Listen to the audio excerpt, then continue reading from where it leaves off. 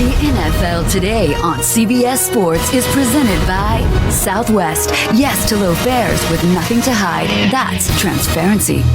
And welcome back to the NFL Today. Right now, the Bills and Dolphins are getting set for their matchup. And as we approach kickoff, let's send you out live to Miami with our announcers, Tom McCarthy, Adam Archuleta, and Chris Fisher. Gentlemen. It's time for a little ground and pound here in Miami, where Jay Ajayi is trying to duplicate last week's 200-yard rushing performance for the Miami Dolphins. Meanwhile, there were a few beats in Buffalo this week where their end of the bargain, LaShawn McCoy, was questionable with a bad hamstring, but he is ready to go for this AFC East showdown. Hi, everybody. I'm Tom McCarthy along with Adam Archuleta. We'll hear from Chris Fisher in just a little bit. Well, we know Robert Woods is inactive today, the leading receiver for the Buffalo Bills. But there is a sigh of relief that LaShawn McCoy, the biggest piece to the Buffalo Bills puzzle, is ready to go. Well, 5 weeks ago, they were searching for an identity change on this offense. They simplified things. They took a lot of the volume out, and they wanted to go to more of a downhill rushing attack. And LaShawn McCoy has emerged as the identity to this offense. He is one of the top all-around backs in the league, rushing and out of the backfield, and his big play ability is really what sets him apart. Now, passing-wise, it's been a quiet year for Tyrod Taylor, but an efficient year. He's taking care of the football. Remember, his top target, Sammy Watkins, is on injured reserve. Robert Woods, now today, is out. His big plays come from breaking the pocket, both in the running game and the passing game. That's where he's most dangerous. On the flip side, defensively, Rex Ryan's got some guys that are really stepping up this year. Zach Brown has been amazing. His best season by far as a pro. And Lorenzo Alexander seemingly has come out of nowhere. Remember, this defense was awful at rushing the passer last year. This year, they've turned it around, large part to Alexander's play. And Rex Ryan told us yesterday, he said, listen, I don't have my best defensive player. Marcel Darius is out again today, but he does have Shaq Lawson, his number one pick, and he said, wait till you see this kid. Well, Lawson and the rest of the defense are going to have to deal with Jay Ajayi.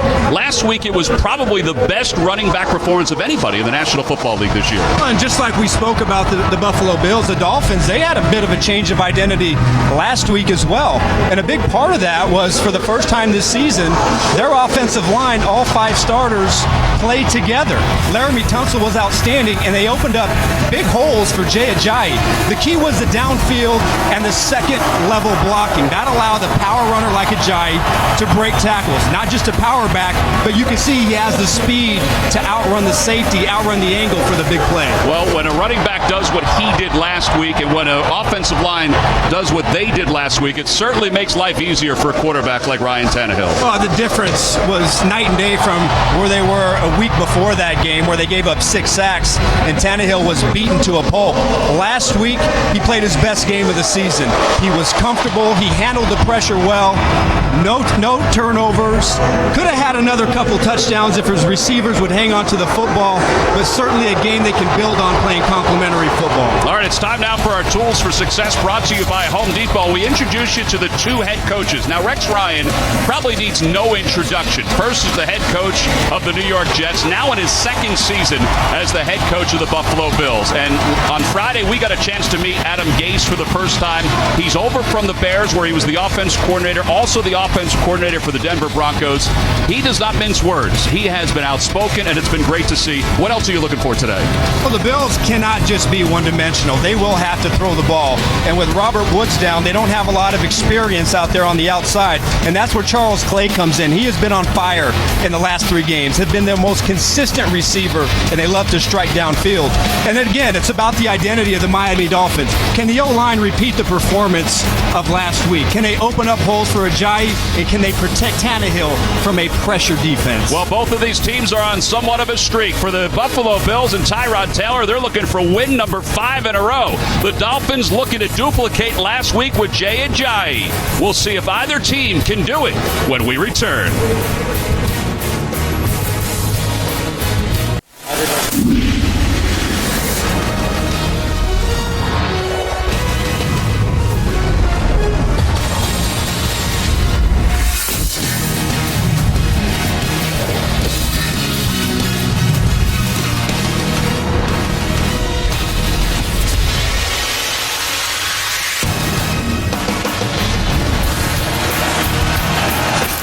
Today's game is being broadcast in Spanish where available using the SAP button on your television. They have finished up the festivities for Alumni Weekend.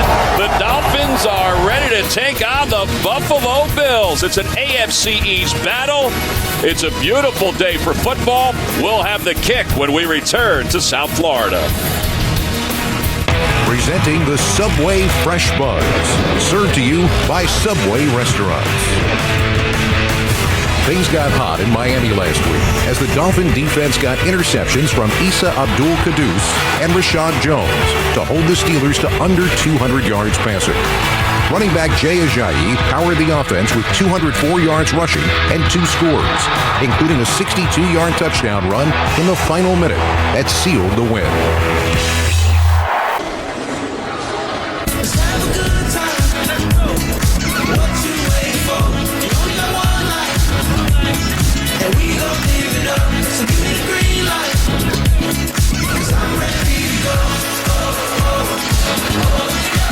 Well, there's Dan Carpenter, the former Miami Dolphin, who is set to tee things up. The Buffalo Bills won the toss today and have deferred to the second half. So that means that the Dolphins will get the football to begin this afternoon's ballgame. They have one of more of the electric return men in Jakeem Grant out of Texas Tech, the rookie.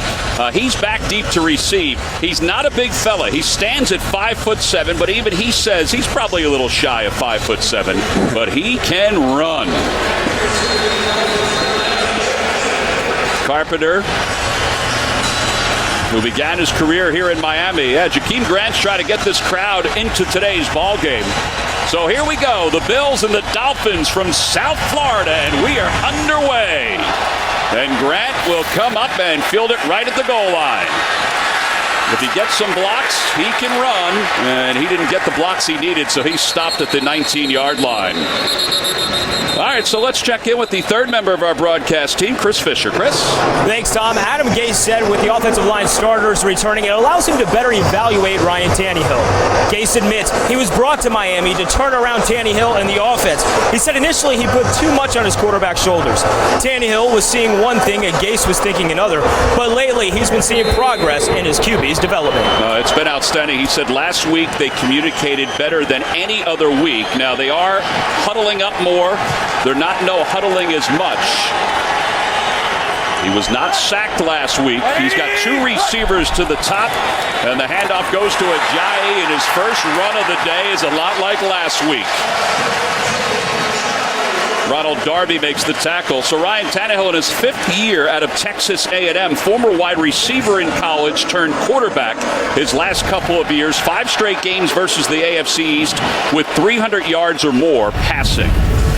Got to remember also, he's played in a lot of different systems and had a lot of different offensive coordinators. And because of the offensive line being in flux for a big part of this season, they finally feel that last week's game against the Pittsburgh Steelers is what their offense can start to look like consistently. Well, that's Kenny Stills in motion as Tannehill on first down finds Stills, and he's run out of bounds at the 32-yard line. Let's take a look at the Dolphins' offense. We begin with the offensive line. We talk about them being together for the second straight game. Mike Pouncey is definitely the leader as the center for the Miami Dolphins. And from a skill standpoint, well, Ajayi, I don't know if you can spotlight anybody else after a 200-yard, 2-touchdown performance last week. It's exactly what he needed. He didn't have the best start to the season. He had about a 10-day period, Adam Gase says, where he kind of lost it. But he's come back and he's practiced extremely hard. And you have to maximize your opportunities. That's exactly what he did last week. On second down and 6, they may have gotten Jerry Hughes to jump. Ajayi, though, will bounce right across the 40 to the 43-yard line. Lorenzo Alexander and Zach Brown make the tackle.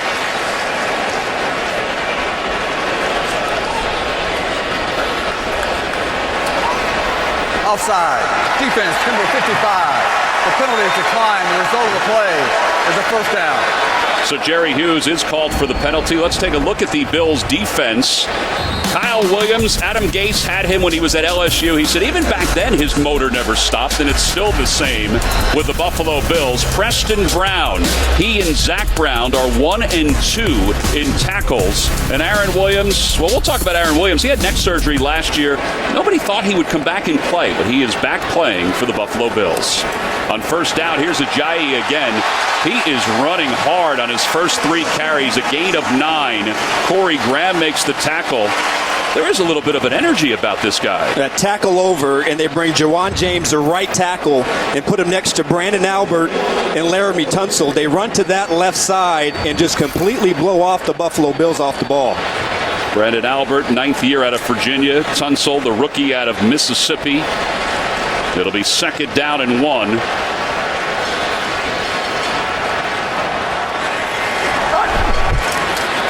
Quick pass, it's complete. That's Devontae Parker. Preston Brown makes the tackle. Well, Jay Ajayi, as Adam said, had a rough start to this year. He wasn't happy that he played in the 4th preseason game, and he sulked. And because of that, they didn't take him on the first trip to Seattle. And I think that sent the message he needed.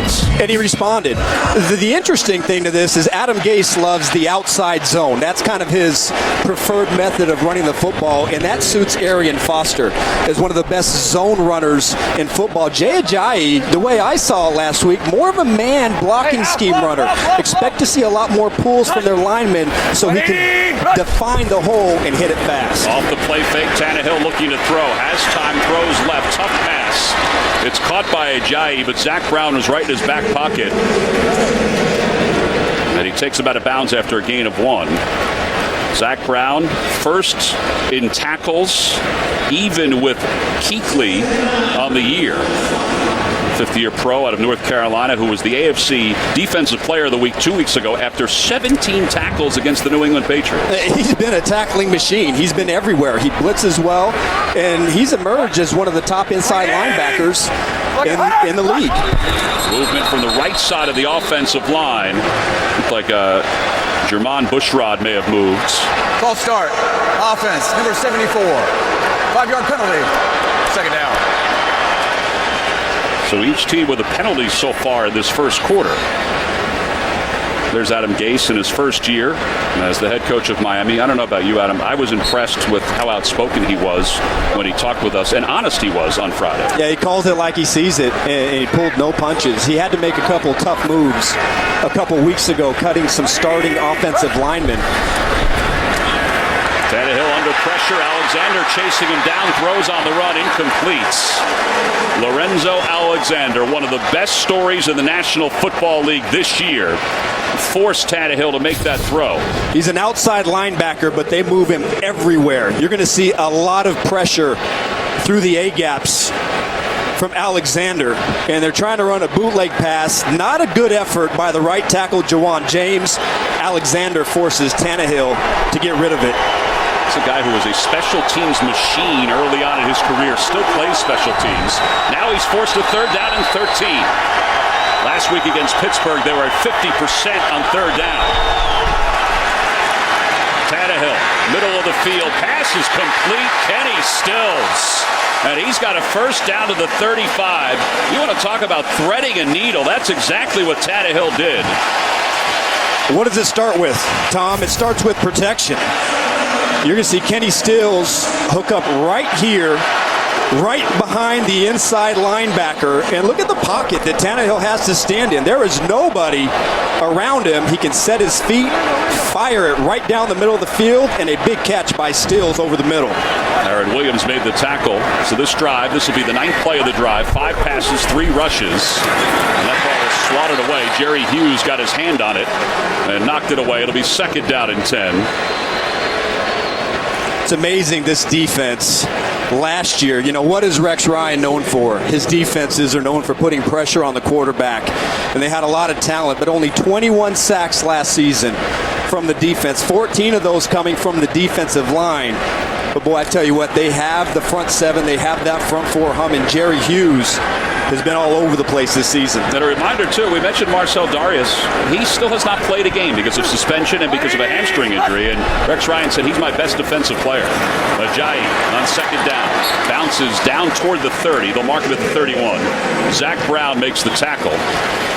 It'll be third down. All right, so the Dolphins are huddling, and this has been a topic over the last couple weeks. They would love to go no huddle, but they've decided to huddle because it helps the linemen and helps Tannehill with the mental approach to the game. A lot of the communication was getting fouled up when they rushed to the line of scrimmage, and Tannehill had to get people lined up. He had to give people the calls, but they all kind of felt good about the need to reset after every single play, collect their thoughts, and they looked a lot better last week. Well, this is more than 5.5 minutes this drive, and the pass complete to Stills, close to the 20. A big third down conversion in front of Corey Graham. It's a gain of 11. So that was the 11th play of this drive, and last week the Dolphins had 3 drives of 11 or more plays, got only 3 points. They're trying to cash it in here. All day. This is a 3-man rush, and again, zone coverage. Stills just curls up. There's nobody around him. You know, the Bills are known for man-to-man defense. In this drive, they played a lot of zone coverage, and Tannehill, because he has time, has been able to get the ball out. Here's Ajayi on first down, and he is hit right at the line of scrimmage. A flag comes in. That's something that didn't happen that often last week, where he was stopped for a loss. Holding. Offense, number 51. 10-yard penalty. First down. Mike Pouncey called for that penalty. The last opening drive touchdown allowed for the Buffalo Bills defense was 8 games ago in December against Washington. In fact, the Bills have been getting off to these fast starts, and that has helped Rex Ryan and his crew during this 4-game winning streak. Outscoring the opposition 31-6 in these 4 games in the first quarter. Damian Williams is in for the first time. Off the play fake, Tannehill throws it low.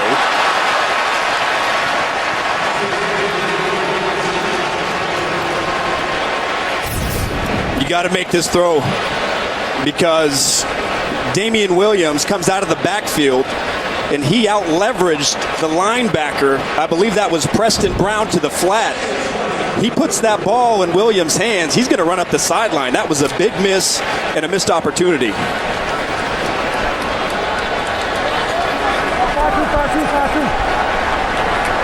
So second down and 20. Jarvis Landry in motion. Ajayi. And Ajayi dances his way inside the 20. Corey Graham eventually makes the tackle. Well, that's a gain of 12 yards for Ajayi, who so far, Adam, 5 carries, 46 yards. Yeah, tight ends played a huge role in the running game as well last week. Marquise Gray lined up as the wing. He leads up right inside on Kyle Williams, makes the contact, and Ajayi again, when he has a puller in front of him, making contact with a linebacker, he sees the hole and makes great cuts. Well, there's Arian Foster, who's in for the first time on 3rd down and 8 from the 18. The Bills have not allowed a 3rd down conversion in the red zone this year. Tannehill tried to make it the first one, nothing there. Off the hands of Stills. And Stephon Gilmore was in on the coverage, and the Bills, even though this was a long drive, they will force a field goal. It's been exactly what they've been good at. This is perfect coverage by Stephon Gilmore on the outside, going back to the curl, something that was good to them in that drive, but a beautiful break on the ball, breaks it up and forcing the field goal. Well, Andrew Franks, who had 3 field goals last week against Pittsburgh, which is a career high, will attempt a 36-yarder. He has had a couple of field goal attempts blocked this year. Good snap, good hole, kick is on its way. It had better height, and it is good. And the Dolphins jump out to a 3-0 lead with 7:28 to play here in the first quarter. Tyrod Taylor is on his way for his first series of the day. He's had to sit quite a long time before he's going to touch the football for the first time when we get back.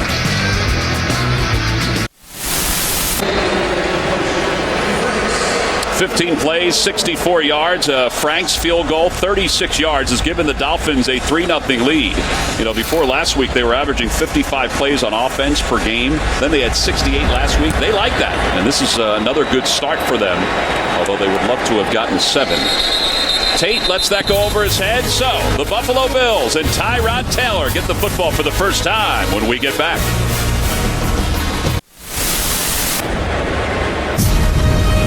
The NFL on CBS is sponsored by Southwest. Yes to low fares with nothing to hide. That's transparency.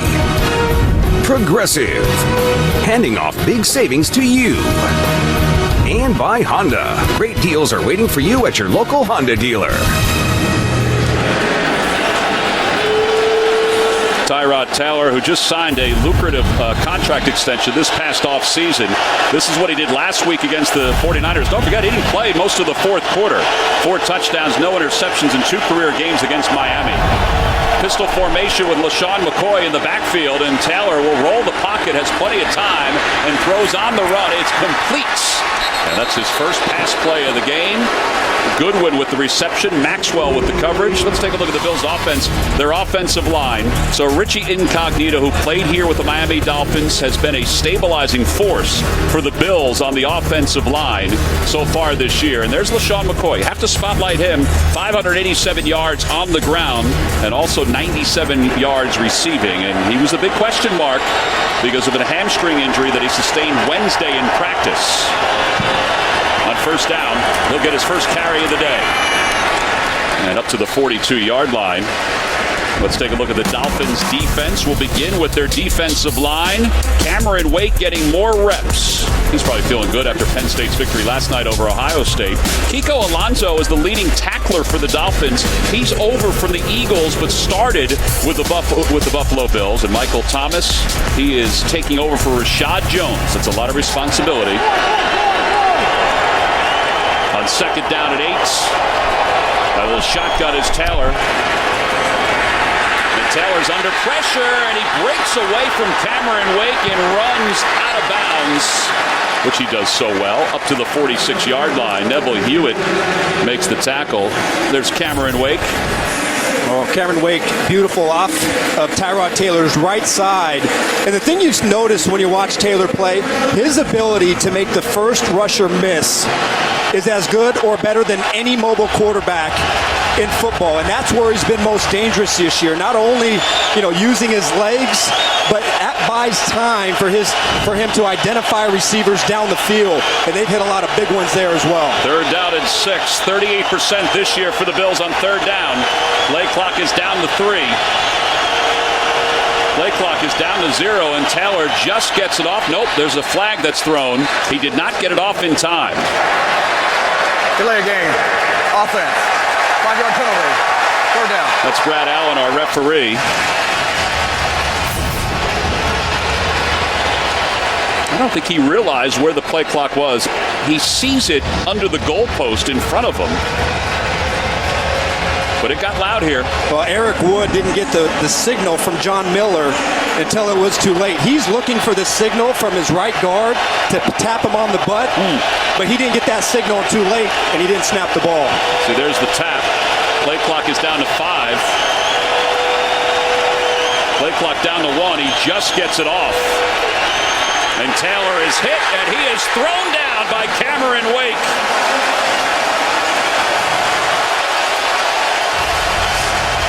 Cameron Wake, whose first career NFL sack came against the Buffalo Bills in 2009, gets it to the backfield here.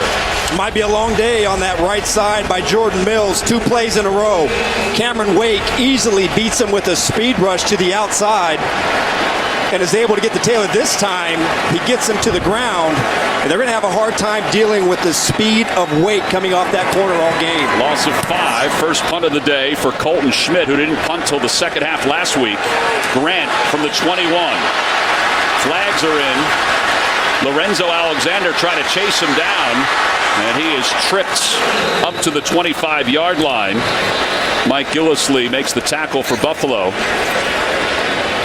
46-yard punt, 4-yard return. And Brad Allen's going to let us know who the penalty is against. during the kick. Holding number 35 of the receiving team. That 10-yard penalty will be administered from the end of the kick. First down. Well, there's Walt Aikens. He was called for the penalty. Cameron Wake with this sack, his first of the day, 2.5 on the year, 72.5 for his NFL career. Number 79. Be the first to know your team's news with the CBS Sports app. Get instant updates, expert analysis, highlights, and more. Download the CBS Sports app today. Second possession of the day for the Dolphins, leading at 3-0 after a long drive. The last time out, the penalty moves the football back to the 12.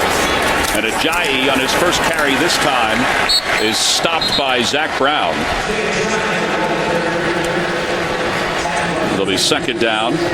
Well, Laramie Tunsil from Ole Miss really is an athlete that dropped to the Dolphins in the first round.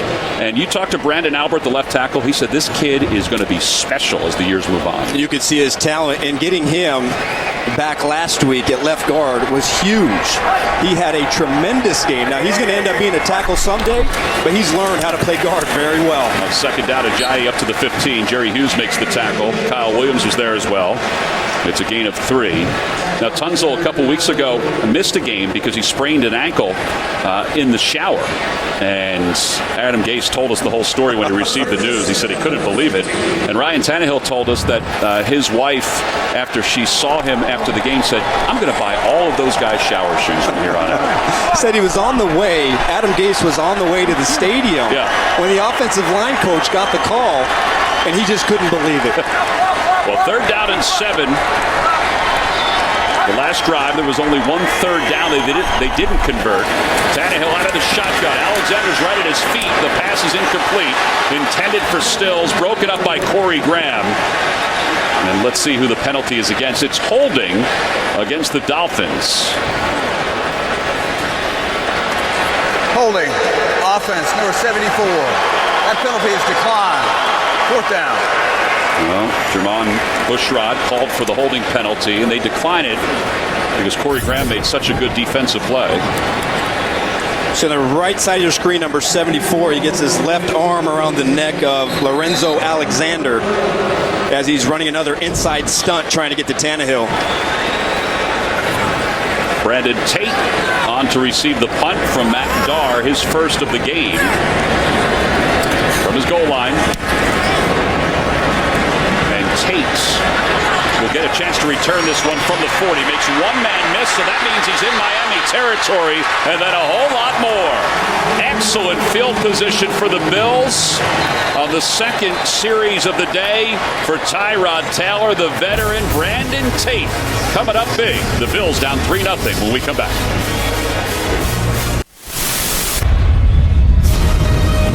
The NFL on CBS is sponsored by McDonald's. I'm loving it. And by Bud Light. Make the right call. Drink responsibly.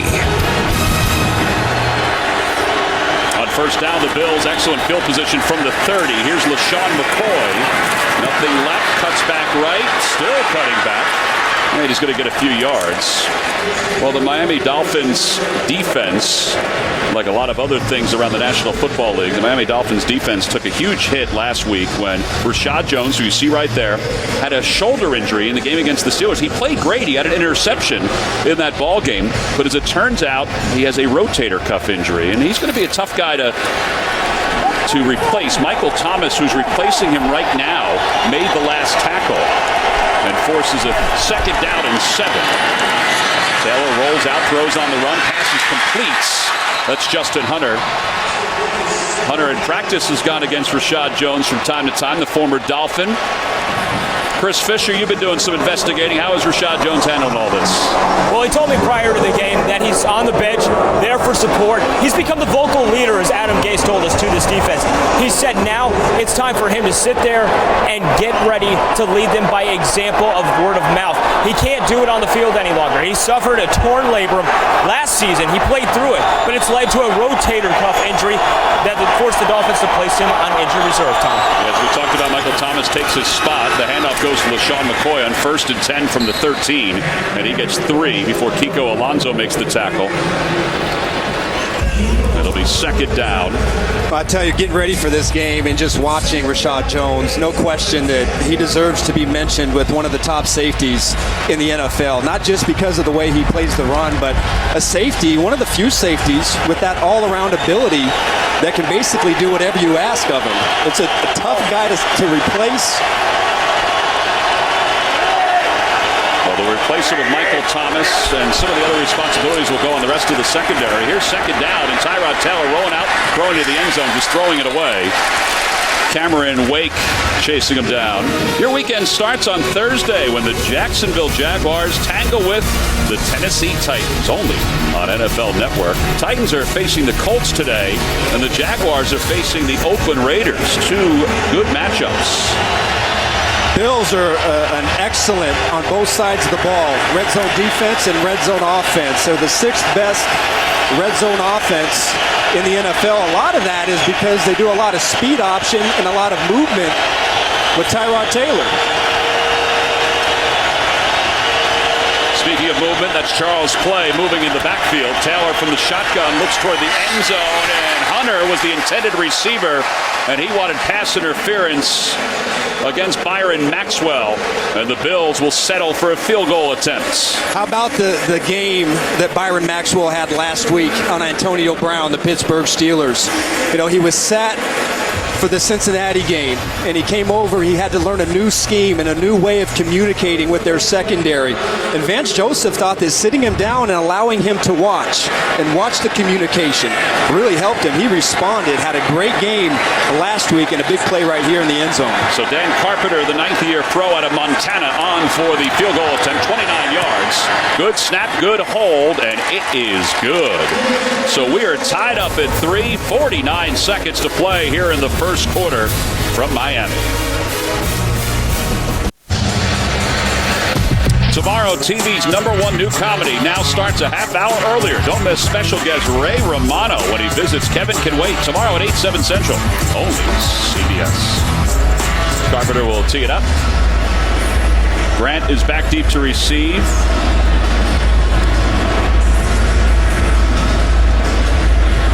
Kenyon Drake is back there as well for the Dolphins. It's a 3-3 game with 49 seconds to play here in the first quarter, and Grant will have some room to get things started, and then he's able to cut across the 25 and take it down at the 27-yard line. All right, as we wind down the first quarter, let's take a look at Arch's angles. What are you looking for today, Adam? Dolphins defense, 31st in the league rushing, and you can't allow runs of over 10 yards to the Buffalo offense. They must get pressure on Ryan Tannehill. 0 sacks last week. Not a lot of pressure in this game, but they've been able to get after him in the past. And you have to be able to contain Tyrod Taylor, both in the running game and also in the passing game. 68 yards on the ground last week against the San Francisco 49ers, but always a threat to throw it behind your head. And he has checked off one objective today against the Dolphins defense. He's rolled out 3 times to pass so far in this first quarter. Here's Tannehill to throw on first down, throwing long, passes complete to Jarvis Landry, and knocked out of bounds at the 47-yard line by Zach Brown.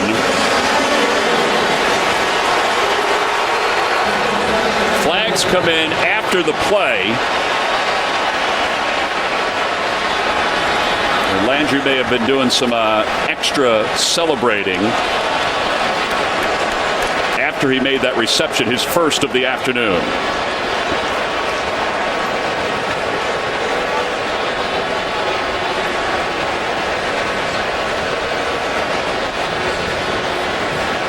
$26-yard gain right now for Adam Gase, but here is Brad Allen. Unsportsmanlike conduct. Number 14, offense. Taunting after the play. This unsportsmanlike conduct counts toward his disqualification. This is his first. All right, so that's the taunting by getting up and spinning the football on the Bills' sideline. They're just not going to allow you to do any of that kind of stuff. Man, I don't know. You know, there's taunting. And then there's taunting. You know, he went out of bounds right there on the sideline, and he spun the football. Where else is he supposed to celebrate?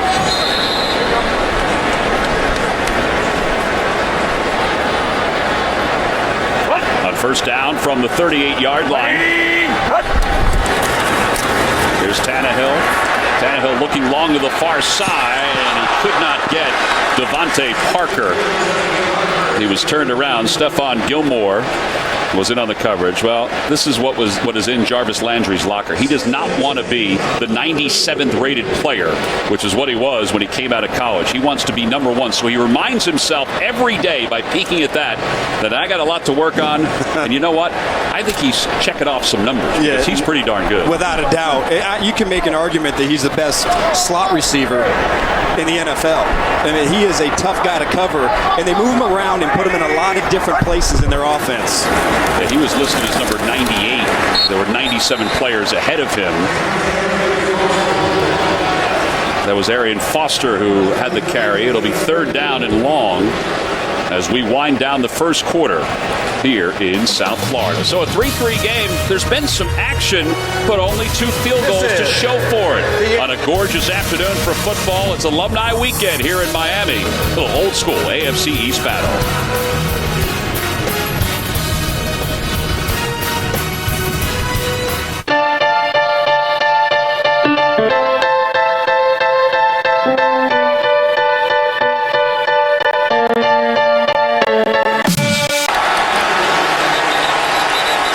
Lucas is probably going to contend that he was blocked into Brandon Tate, but there was contact.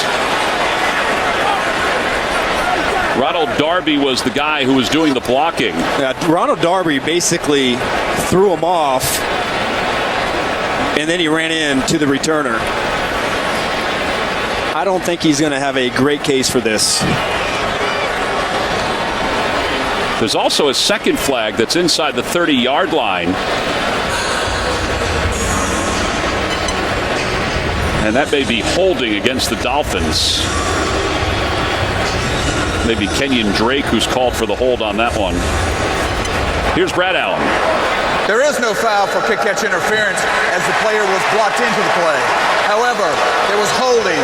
Kicking team number 32, 10-yard penalty, fourth down. So it'll be fourth down again, so Tate will get an opportunity to return a kick. So it'll be fourth down and 20. Take a look at the hold to the right. You see number 32, the wing, the right wing of the Dolphins. That's Kenyon Drake, the rookie running back. Getting some special teams work out there. Probably didn't have a whole lot of special teams work his last couple of years at Alabama. Starting running back, or Alabama running backs don't play special teams. Well, Tate will stand back at his 25, and Dar will punt inside the 15.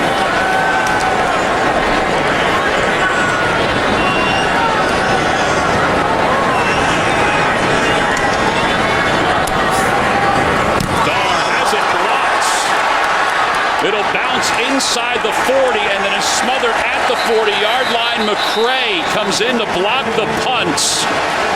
Lorente McCray, the fourth-year pro out of Florida, an excellent field position again thanks to special teams for the Bills. Beautiful up and under move on the wing. I think that's Damian Williams. He beats Williams across his face to the inside, and his hands and his eyes at the ball. What a big, big special teams play. Man, that was a costly holding call on Kenyon Drake. So the second straight drive begins in Miami territory. The handoff goes to LaShawn McCoy. He gets one. Let's check in with JB in New York. Confidence booster for Geno Smith. Yeah, Geno Smith getting his first start of this year. Throws it to Quincy Enunwa. He's going to take this ball 69 yards for the touchdown. That's the longest play of the season for this New York Jet offense. 10-7, Baltimore's up. Back to Tom, Adam, and Chris. All right, JB, we appreciate that. Tony, thank you very much. And by the way, I don't know if anybody saw it this past week on NCIS, but Tony Gonzalez made his second appearance on NCIS, was excellent as the pass is complete to the outside.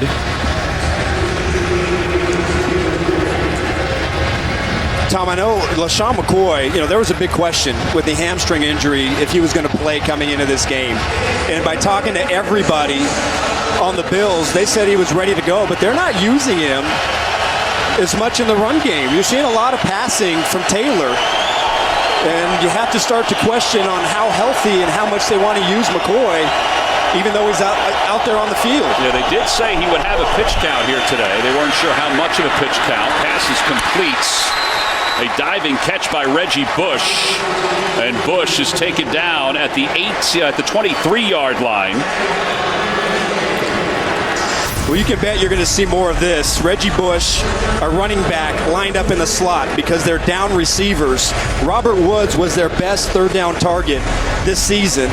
He's not in the game. There's not a lot of production from Goodwin and Hunter, but Reggie Bush, a guy in the slot that can win his matchup and pick up a first down. It's first down from the 23-yard line. Two receivers to the right. Offset I formation. Felton is the fullback, and here is McCoy down to the 20, a gain of 3. Well, that's the second good play in this drive. Kiko Alonso, they run a lead up inside, and he just sees it and flies up there, takes on the lead blocker, and then Issa Abdul-Quddus, the strong safety, playing strong for Rashad Jones, comes up, makes a good play. Well, Kiko Alonso slow to get up. We'll take a break and be back. Well, last week we talked about how the Bills dominated the San Francisco 49ers on the ground, in particular in the first half, 164 yards, only 13 rushing yards today, 12 for LaShawn McCoy, who has touched the ball 5 times. It'll be second down. Taylor, pocket collapses. He throws it toward the end zone for Reggie Bush. Incomplete. Well, Kiko Alonso got his bell rung on that play you were just talking about a moment ago. Yeah, Richie Incognito pulling around, and then Kiko Alonso just fires his gun. That is a major load for a small inside linebacker. Well, you see Incognito in person. He is a large human being who's playing some great football. Well, Alonso was out for a play. He's back in. There is Incognito, 6'3", 319. It is third down and 7. The Bills 1 for 3 on third down so far. Taylor looks left, passes complete left. He's got Hunter, the former Dolphin. And out of bounds close to the 10. Tony Lippett. Speaking of former Dolphins, Rex Ryan, not surprisingly, had all the former Bills and John Miller, who's from this area, represent captains today. So 5 of the 6 were former Dolphins who were out as captains today for the Bills. That's not surprising, right? Not a lot of controversy, No. Adam Gase said that he heard they did it last year as well. Watch speed option right. First and goal, Tyrod Taylor keeps it himself into the end zone. He fumbles, but he crossed the plane. Touchdown, Buffalo.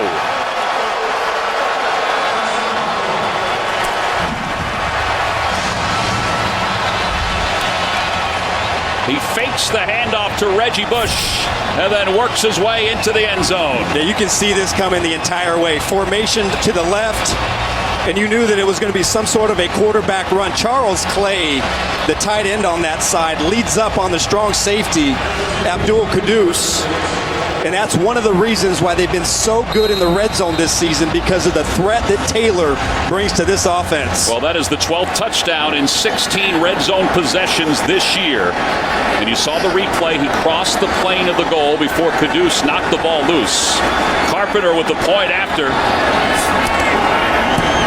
His kick is on its way, and it is good. 10-3 Buffalo. Tyrod Taylor, well, he certainly has some wheels, and he is not afraid. Split the defenders into the end zone.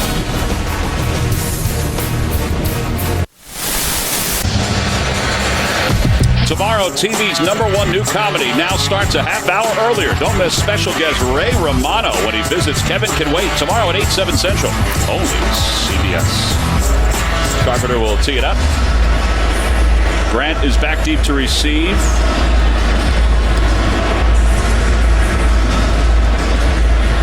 Kenyon Drake is back there as well for the Dolphins. It's a 3-3 game with 49 seconds to play here in the first quarter, and Grant will have some room to get things started, and then he's able to cut across the 25 and take it down at the 27-yard line. All right, as we wind down the first quarter, let's take a look at Arch's angles. What are you looking for today, Adam? Dolphins defense, 31st in the league rushing, and you can't allow runs of over 10 yards to the Buffalo offense. They must get pressure on Ryan Tannehill. 0 sacks last week.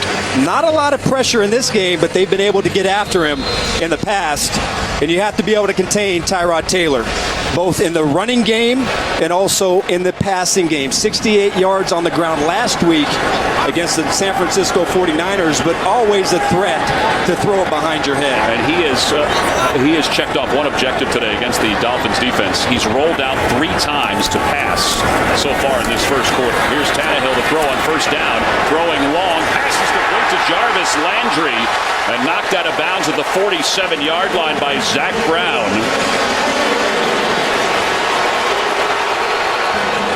Flags come in after the play. And Landry may have been doing some extra celebrating after he made that reception, his first of the afternoon.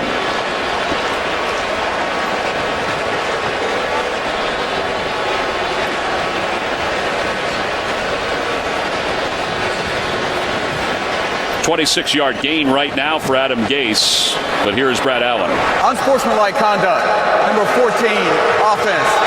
Taunting after the play. This unsportsmanlike conduct counts toward his disqualification.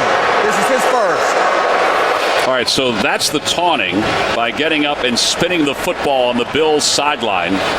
They're just not going to allow you to do any of that kind of stuff. Man, I don't know. You know, there's taunting, and then there's taunting. You know, he went out of bounds right there on the sideline, and he spun the football. Where else is he supposed to celebrate?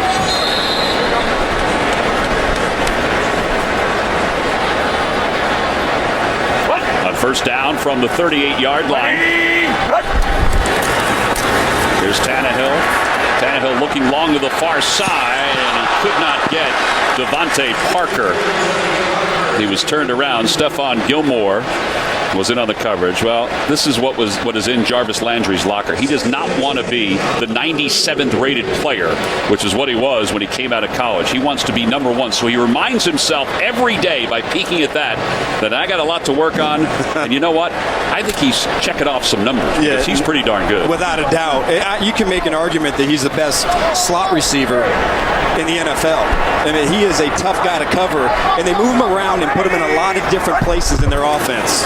Yeah, he was listed as number 98. There were 97 players ahead of him.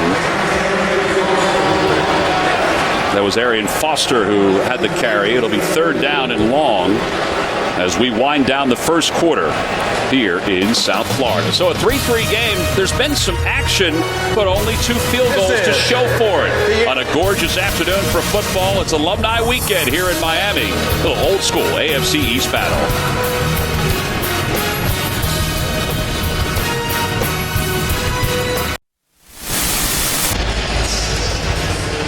Little quick synopsis from the first quarter. Look at time of possession. That's because that opening drive was 7 minutes and 32 seconds for the Dolphins.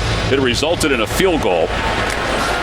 Dolphins 49 yards on the ground from Jay Ajayi, who's 7 for 49. He's out right now on third down and 10 for the Dolphins. Arian Foster is in.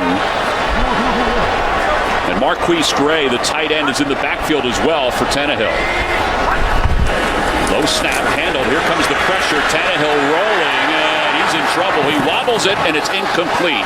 Shaq Lawson and Preston Brown were both in on the pursuits. Oh, miscommunication on the left side. Preston Brown, this is a max protection look. Both backs in the backfield looking for blitz. One of the first third down pressures, and they completely let Brown go. Arian Foster releases to the flat, doesn't even check the blitz, and you can't have a free hitter on Ryan Tannehill on third and long. Brandon Tate back deep to receive. First punt for Dar was 45 yards, but it was a 30-yard return for Tate that set up the field goal for the Bills. This is a good high punt. Tate will call for the fair catch. And he's bumped into, and there's the flag. Jordan Lucas is probably going to contend that he was blocked into Brandon Tate, but there was contact. Ronald Darby was the guy who was doing the blocking. Ronald Darby basically threw him off, and then he ran into the returner. I don't think he's going to have a great case for this.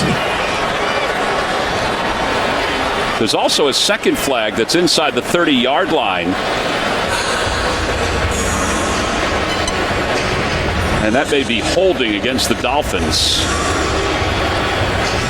Maybe Kenyon Drake who's called for the hold on that one. Here's Brad Allen.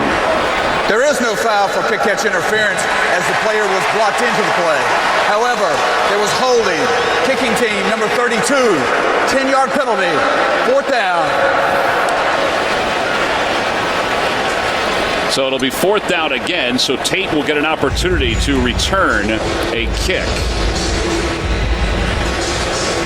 So it'll be 4th down and 20. Take a look at the hold to the right. You see number 32, the wing, the right wing of the Dolphins. That's Kenyon Drake, the rookie running back, getting some special teams work out there. Probably didn't have a whole lot of special teams work his last couple of years at Alabama. Starting running back, or Alabama running backs don't play special teams. Well, Tate will stand back at his 25, and Dar will punt inside the 15.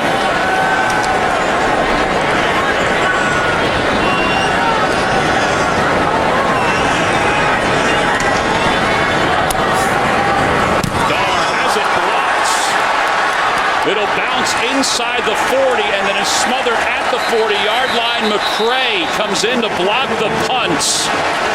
Lorente McCray, the 4th-year pro out of Florida, an excellent field position again thanks to special teams for the Bills. Beautiful up and under move on the wing. I think that's Damian Williams. He beats Williams across his face to the inside, and his hands and his eyes at the ball. What a big, big special teams play. Man, that was a costly holding call on Kenyon Drake. So the second straight drive begins in Miami territory. The handoff goes to LaShawn McCoy. He gets one. Let's check in with JB in New York. Confidence booster for Geno Smith. Yeah, Geno Smith getting his first start of this year. Throws it to Quincy Enunwa. He's going to take this ball 69 yards for the touchdown. That's the longest play of the season for this New York Jet offense. 10-7, Baltimore's up. Back to Tom, Adam, and Chris.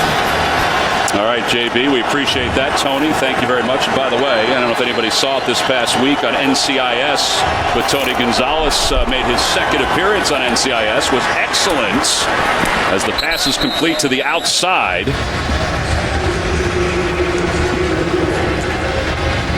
Tom, I know LaShawn McCoy, there was a big question with the hamstring injury if he was going to play coming into this game. And by talking to everybody on the Bills, they said he was ready to go, but they're not using him as much in the run game. You're seeing a lot of passing from Taylor. And you have to start to question on how healthy and how much they want to use McCoy, even though he's out there on the field. Yeah, they did say he would have a pitch count here today. They weren't sure how much of a pitch count. Pass is complete. A diving catch by Reggie Bush, and Bush is taken down at the 23-yard line. Well, you can bet you're going to see more of this. Reggie Bush, a running back, lined up in the slot because they're down receivers.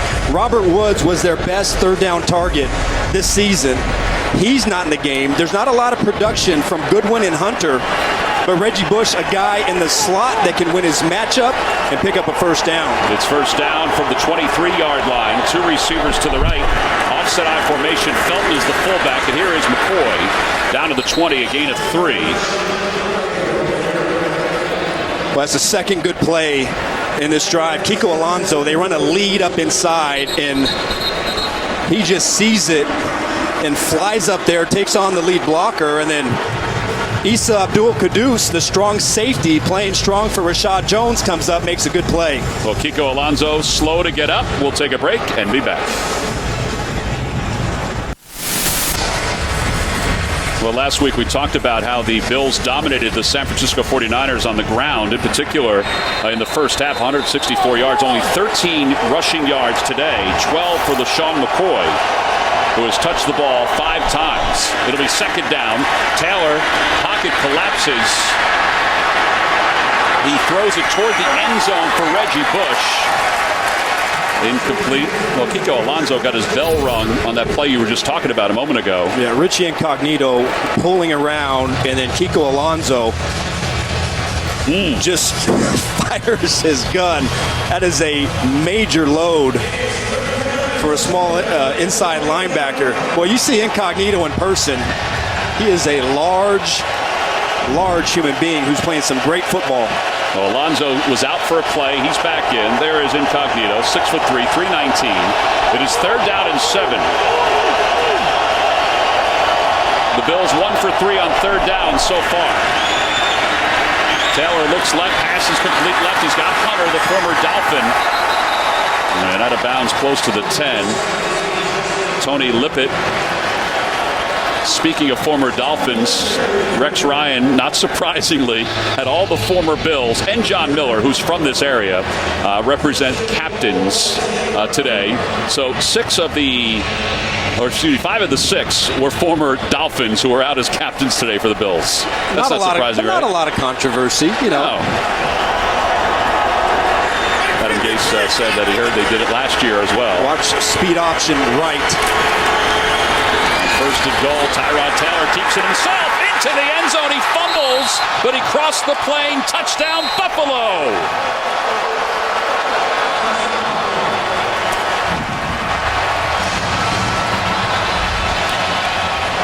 He fakes the handoff to Reggie Bush and then works his way into the end zone. Yeah, you can see this coming the entire way. Formation to the left. And you knew that it was going to be some sort of a quarterback run. Charles Clay, the tight end on that side, leads up on the strong safety, Abdul-Quddus. And that's one of the reasons why they've been so good in the red zone this season, because of the threat that Taylor brings to this offense. Well, that is the 12th touchdown in 16 red zone possessions this year. And you saw the replay. He crossed the plane of the goal before Quddus knocked the ball loose. Carpenter with the point after. His kick is on its way, and it is good. 10-3 Buffalo. Tyrod Taylor, well, he certainly has some wheels, and he is not afraid. Splitting the defenders into the end zone.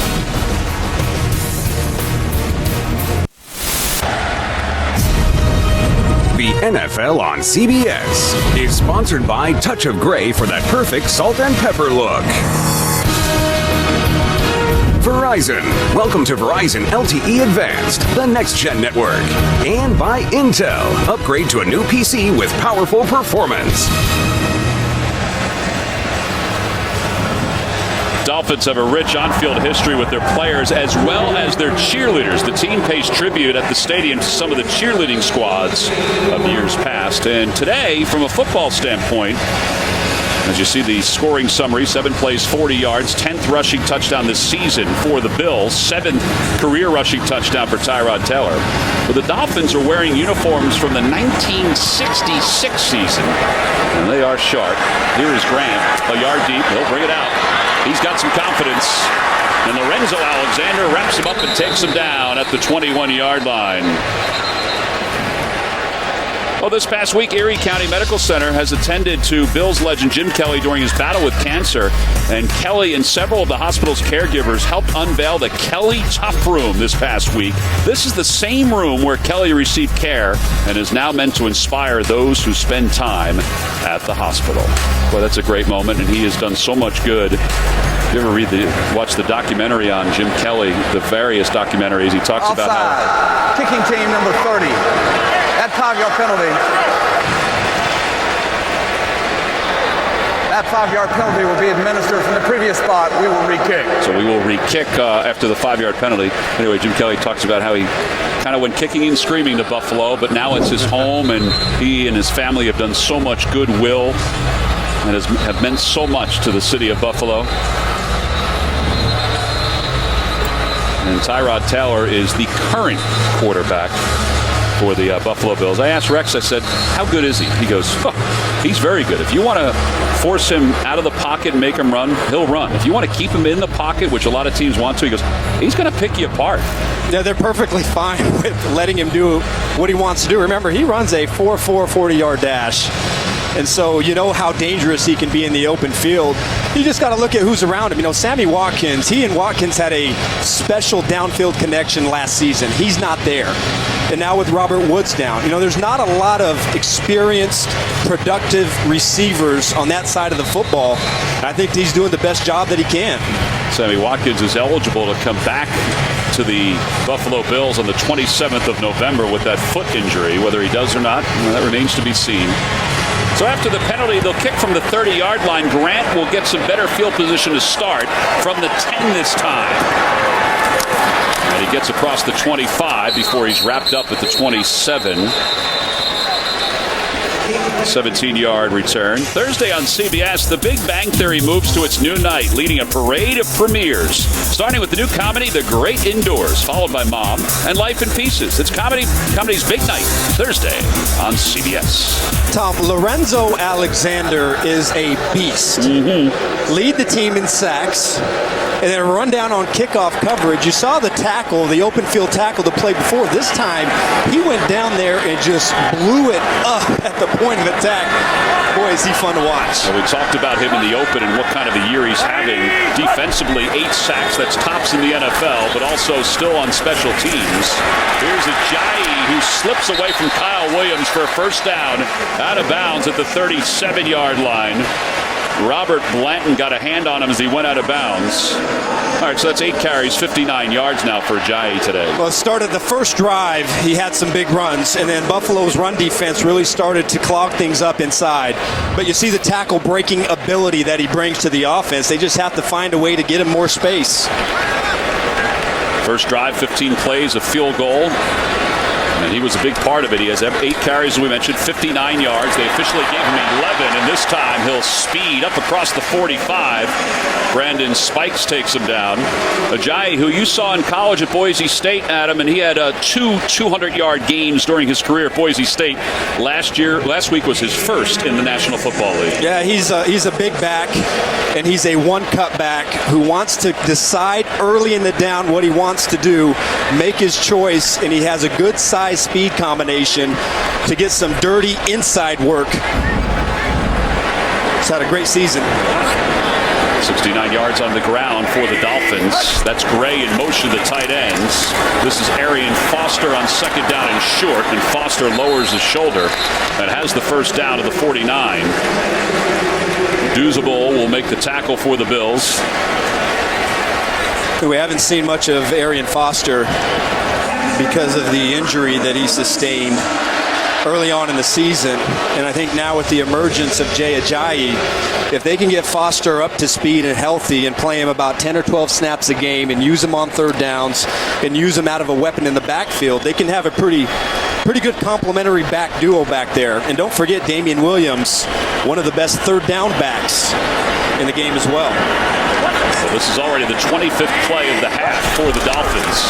Off the play fake, Tannehill looking to throw. Steps up in the pocket, throws on the run. Pass complete to Jarvis Landry, who makes one man miss before he dances out of bounds. Oh, this route was nasty by Jarvis Landry. He loses Ronald Darby. He's going to cut to the post and then break to the outside and completely leaves him out of his break, and Tannehill finds him. Great outside technique for Landry to get open. Gain of 14 yards. He has 2 catches now for 40 yards this afternoon. See Tannehill's numbers, 7 of 14. First down from the 37. Gray in motion. Hand off to Ajayi. Makes a man miss in the backfield and then burst inside the 30, now the 25. Zach Brown makes the tackle. Boy, there is a quick first step for Ajayi that you don't see on film, but you can certainly see in person. Right here, up inside at the point, Mike Pouncey makes the key block on Jarrell Worthy and Ajayi playing with great vision today. You know, last week a lot of front side running. This game against the Bills, you see a lot of cutback running. Well, that's a gain of 14. Bills have 73 yards overall. Ajayi has 85, and he'll lose a yard there. Duzable makes the tackle. We talked to Brandon Albert, the left tackle, about Ajayi. We asked him, so what did he do for the offensive line after his 200-yard gain last week? He said, well, he wanted to take us out to dinner. And I told him, I said, let's hold your horses a little bit. Take us out to dinner when you rush for 1,000 yards. Yeah, hold on, young fella. Let's not get ahead of ourselves, but they're building off of what they started last week so far against the Bills. Second down and 11. Stills in motion. Bills with the lead. Here's Devontae Parker down to the 15. Stephon Gilmore makes the tackle.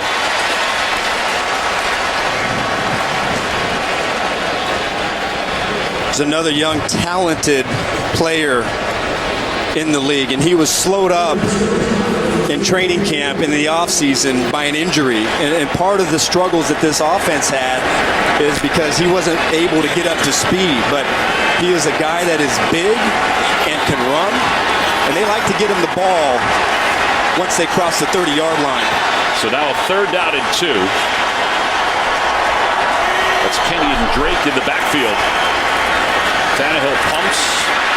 He can run for the first down, and that's what he's going to do. He's out of bounds, pushed out of bounds by Preston Brown.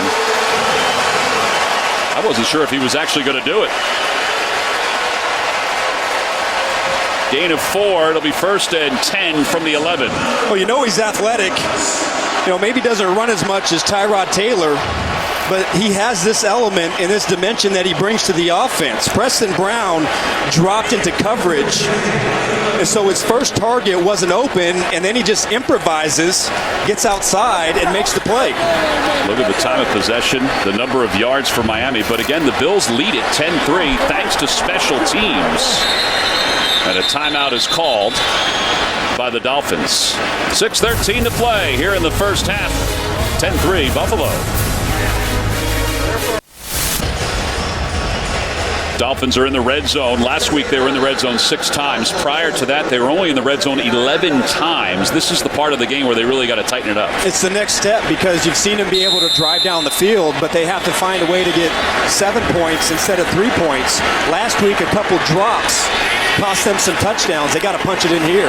Handoff goes to Ajayi running left, and flags come in. He's inside the 5, down to the 4.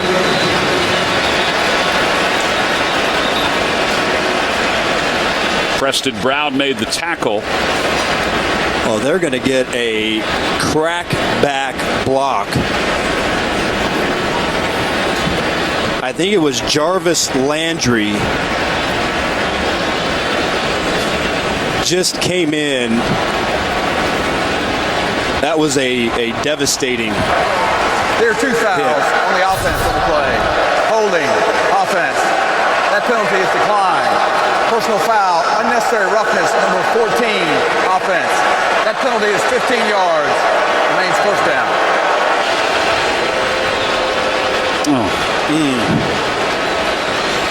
Can you remember last year, Aaron Williams had neck surgery.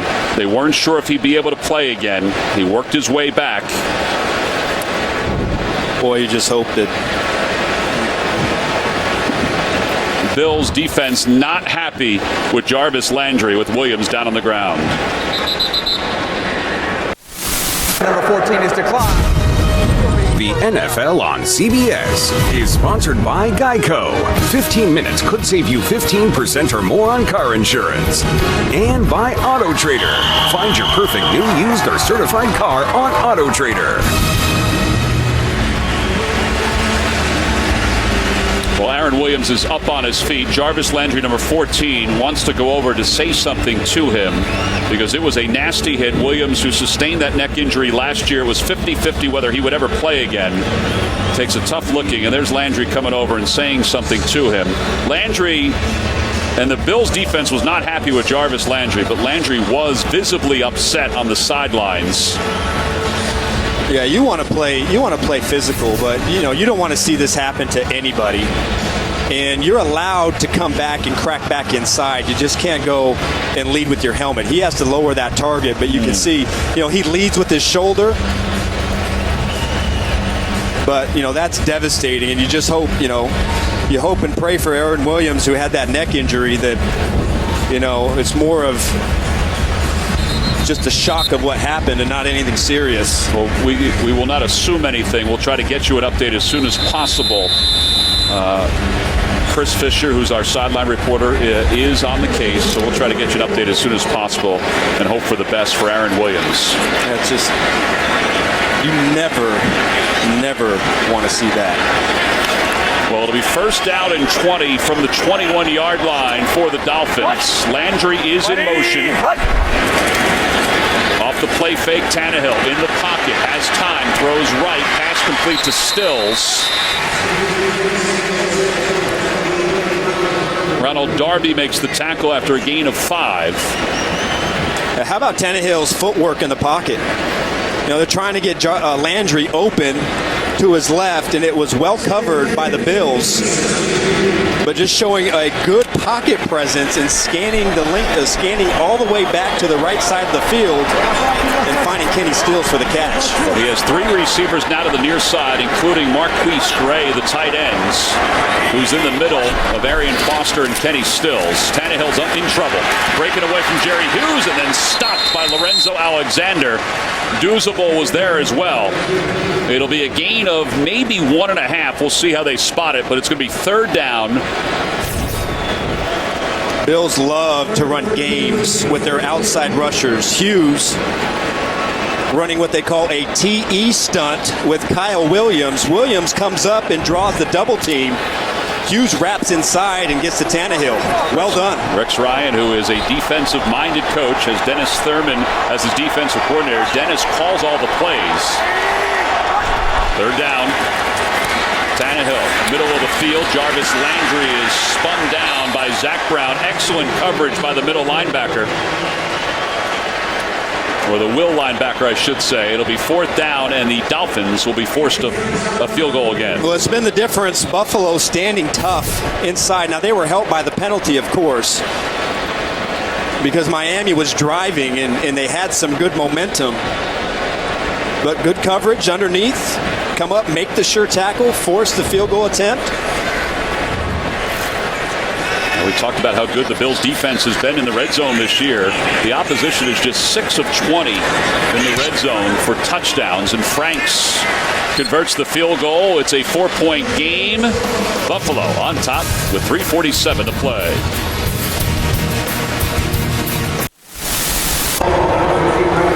Welcome back into Hard Rock Stadium, where we saw Aaron Williams, the safety of the Buffalo Bills, frustrated, walking back through the tunnel, needing assistance to walk back into the locker room. He threw his tunnel. Currently, he's in the locker room being further evaluated. Tom? Well, this is the hit we were talking about. I mean, Adam, you played, defense for a lot of years, and a lot of times you're not always looking to see somebody coming over to block you. Yeah, it's tough on both sides because, obviously it was not a good play by Landry. But then you also have to say, he doesn't know if Williams sees him or not. His only choice in that to avoid that kind of a result is to make sure he drops his target and hit him more in the numbers instead of going up high. But a tough play for both players, and you hope Williams is okay. Brandon Tate to return from the 2. And he has stood up just outside the 15-yard line. Tomorrow on CBS, Matt LeBlanc returns to television to the new comedy Man with a Plan. Don't miss the premiere tomorrow after Kevin Can Wait right here on CBS. So Rex Ryan's team is up by 4. It's 10-6 with 3:41 to play here in the first half. We met with Rex last night as his team arrived from Buffalo. Their flight was delayed about 4 hours. See, the first 3 possessions resulted in a field goal and a touchdown, but they had excellent field position because of special teams. But their flight was delayed for about 4 hours, and they had to get off the plane up in Buffalo. They went through all of their work. up there before heading down to Miami. Jordan Phillips may have moved for the Dolphins, and that's why the flag came in. There's Phillips.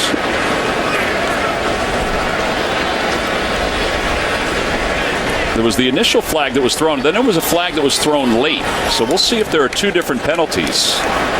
Neutral zone infraction on the defense. 5-yard penalty. Still first down. Yeah, so it will be Jordan Phillips who's called for the neutral zone infraction. Second flag came in after they were discussing it. That'll move the football up 5 yards. It'll be 1st and 5 for the Bills, who again have won 4 straight games. Trying to win 5 straight for the first time since 2004.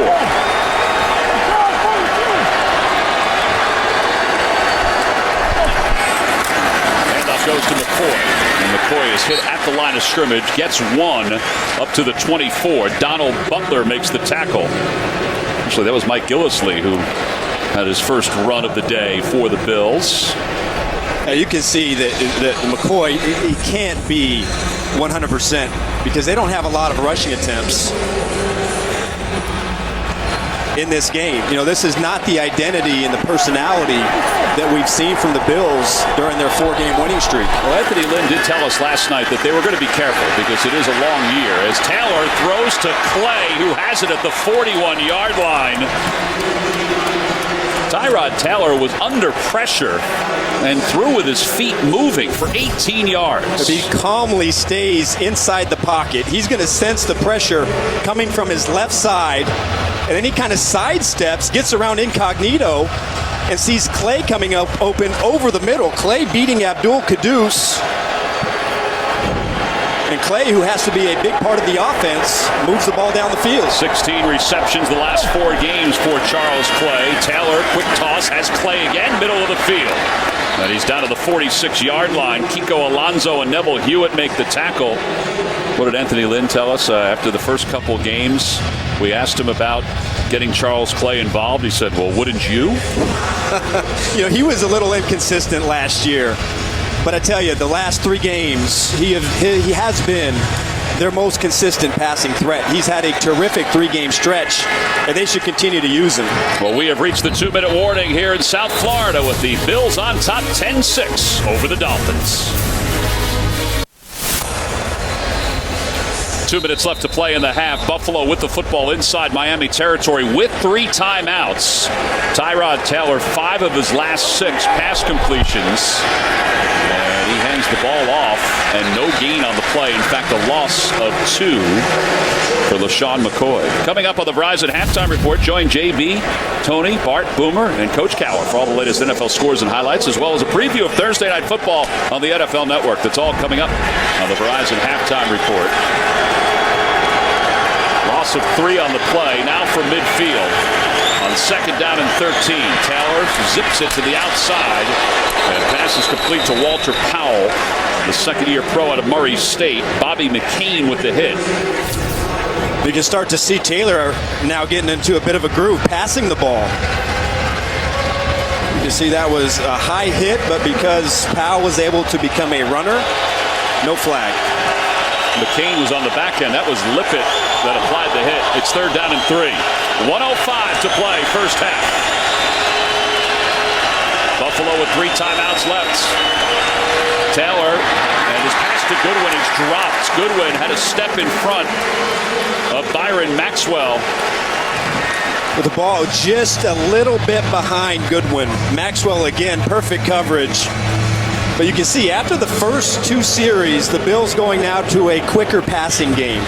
3-step, getting the ball out of Taylor's hands to try and get away from the early Miami pressure. Well, now Jarvis Landry is back to receive this punt.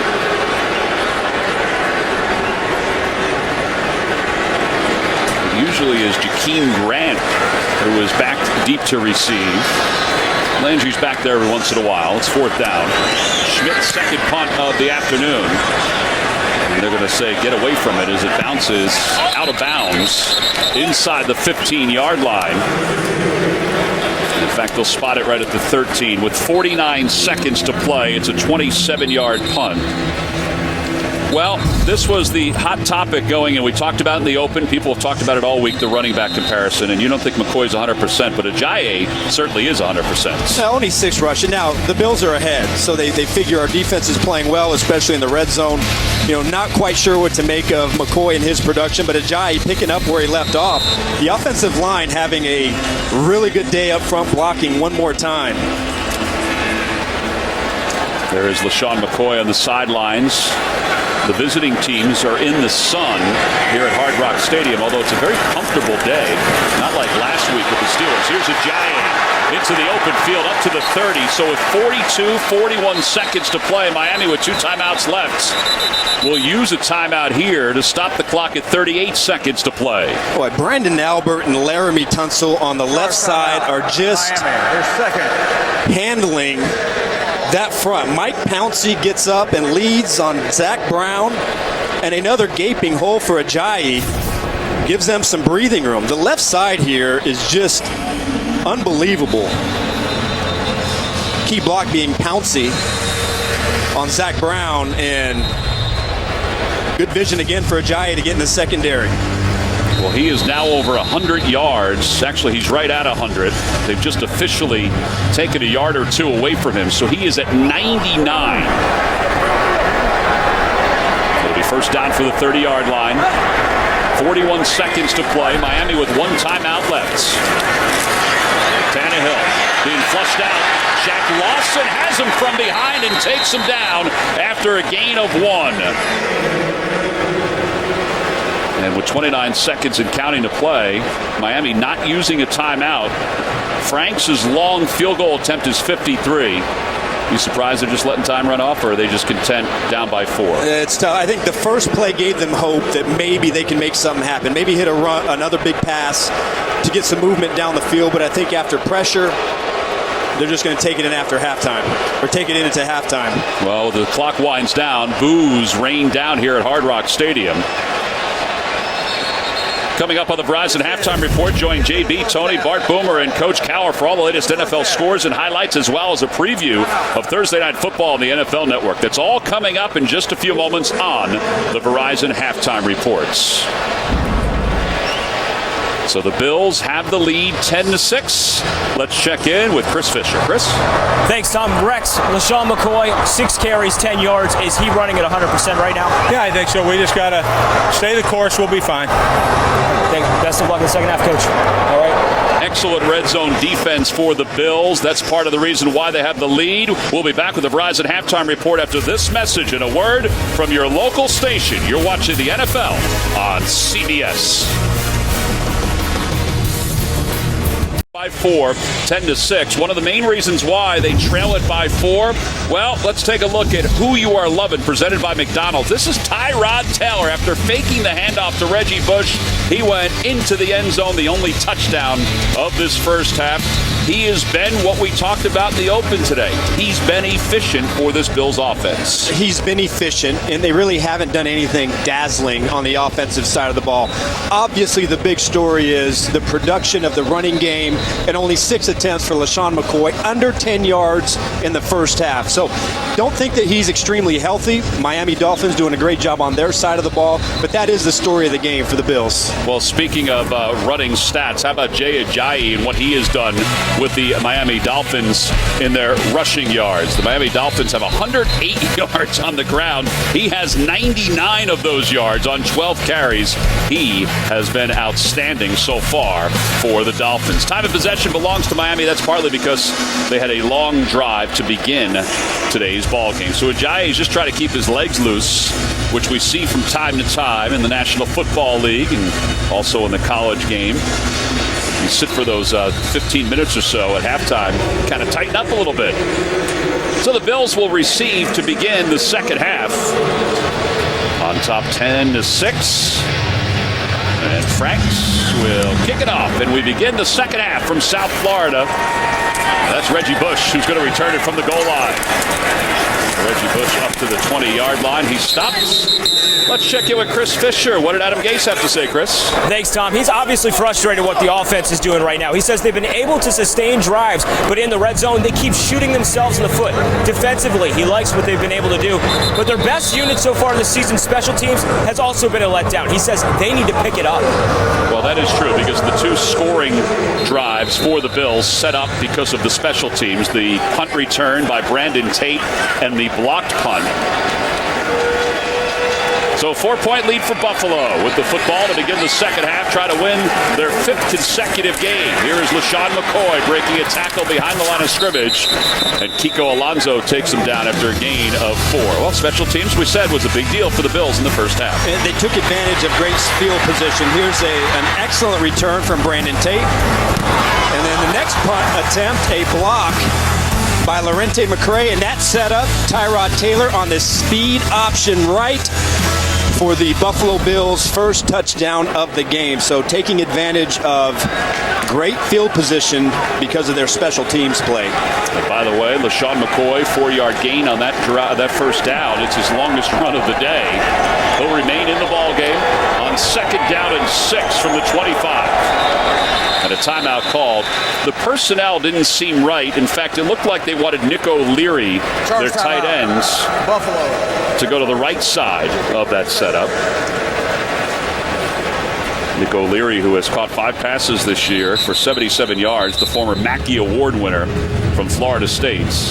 He had some big grabs last week. He's always been a good blocker, but he's more athletic than I think people give him credit for. And I think that's somebody that, as the season goes on, they want to get more involved in the offense. Well, his grandfather, Jack Nicklaus, is here with the rest of his family members. There's Jack, the Golden Bear. There's about 13 or 14 of O'Leary's family members here today. Tyrod Taylor breaks away as the strings of his jersey are left in the fingertips of Andre Branch, and he gets up to the 30-yard line. He'll be a yard shy of a first down. They just don't make jerseys the way they used to, Adam. I think that's Sue, who fights off the double team. Nope, that isn't Sue. It's it's like running with a harness. He's doing speed drills.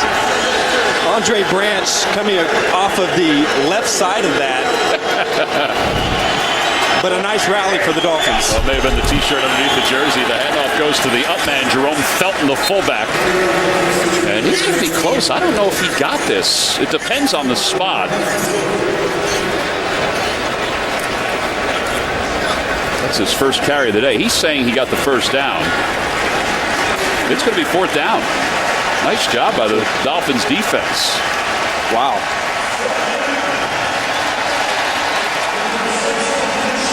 That's a big stop and a great way to start out the third quarter for the Dolphins, who have, they've had their problems this year in run defense. And they think they turned a corner last week. But so far against the top rushing attack in football have just stopped them. Yeah, last week Le'Veon Bell wound up finishing with just 53 yards. Grant back deep to receive, has it at the 23. Open field to the near side. And he is ripped down to the field at the 32-yard line. So first chance for the Dolphins when we get back.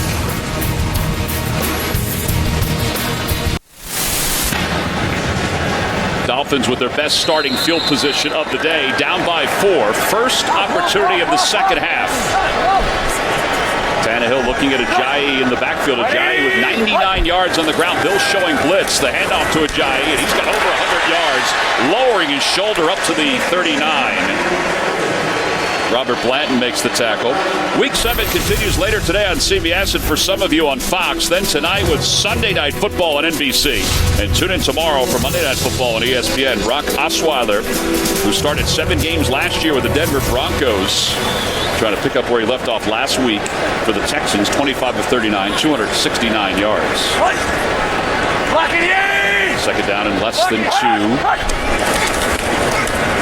Ajayi steps inside, and with his back to the defense, goes down to the 42, or up to the 42. Jerry Hughes makes the tackle. All right, so he is only the second rusher this year to gain 100 yards against the Bulls defense. Matt Forte gained exactly 100 in the first week of the season. You can see that he is running with a lot of confidence in this game. He's carried over last week's performance, feeling the blockers up front, who are doing a tremendous job against a very stout Buffalo defensive front, but he is continuing the momentum that he built last week. Well, maybe he will take the offensive line to dinner before the end of next week. The way things are going, he'll take the handoff again, running left, and he is hit at the line of scrimmage, but still gets up to the 44. There is a flag in the vicinity of Mike Pouncey. Jerry Hughes made the tackle. They might get Brandon Albert with a hold. Holding. Offense, number 76. 10-yard penalty. First down. You know, the funny thing is the body language of Albert, when he went over to talk to the officials, he knew it, that there was a possibility. It's his first holding call of the season, number 76. You can see the left arm wrapped around that shoulder pad of Lorenzo Alexander. Buffalo, first play of the drive, are blitzing their linebackers inside. I have a feeling that Rex Ryan has had enough of seeing Jay Ajayi run through his front seven. Expect more pressure on early downs. By the way, 8 penalties now for the Dolphins in this game. Tannehill has time. Rolls and throws as he's hit, and he overthrows his tight end, Marquise Gray. This was close to being a big play. If Tannehill saw Gray just a moment earlier and got him the ball, you're going to see Gray here. Defense, number 24. 5-yard penalty, automatic.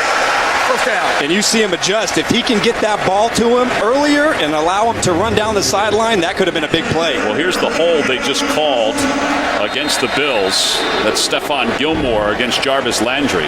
So that's an automatic first down now for the Dolphins. That's a huge first down. Now, you know, you had the Dolphins behind schedule, and now you give them a first down. So first and 10. Ball sits at the 37-yard line. 10:54 to play here in the third quarter. Dolphins down by just 4. Landry in motion. Tannehill looking for it all. Looking for Stills. Stills can't hang on. Corey Graham broke it up at the last moment.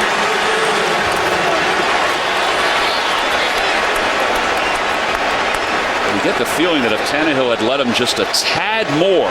That ball hung up in the air too long. I mean, Kenny Stills, he has Corey Graham beat by at least 2 steps.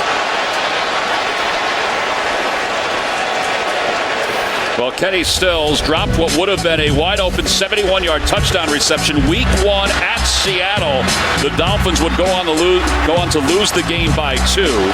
And Stills obviously felt awful after that game and obviously had to answer all the questions about it. Here's Ajayi, who's hit behind the line of scrimmage by Lorenzo Alexander. Well, he just keeps coming and coming. We talked about this earlier. He's an outside linebacker, but he loves coming up inside. They run games inside with him so much. He works across the face of Albert and then just sticks Ajayi right in the chest at the line of scrimmage. Great tackle by Alexander. Alexander, who originally was an offensive lineman, weighed 305 pounds for the Washington Redskins. Here's Tannehill, long to the near side for Landry, and it's nearly intercepted. Jonathan Meeks had it, but couldn't hang on. And the Dolphins will be forced to punt the football away. Well, very fortunate, because this was a poorly thrown ball in a double coverage. Meeks reading the eyes of Tannehill, and, you know, that should be an interception, but that was a very poor decision to throw that ball, and the Dolphins dodge a big bullet. Miami will punt the ball away. Brandon Tate back deep to receive for the Bills. Matt Darr had one punt blocked earlier. And Tate will catch it and go out of bounds at the 23-yard line. Well, Stills was open. The ball was underthrown. He couldn't hang on. And then how about Lorenzo Alexander? Hello, Jay Ajayi. 10-6, Buffalo on top.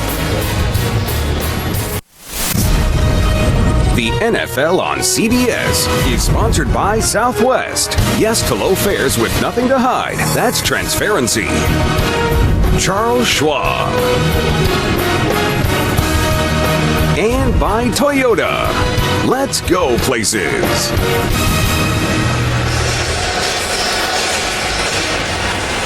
Well, the world-renowned Joe's Stone Crabs, and we go from the world-renowned restaurant to the world-renowned Jack Nicklaus and his wife Barbara enjoying a game today where their grandson Nick O'Leary is playing for the Buffalo Bills. We've got movement by the Miami Dolphins as the play is blown dead.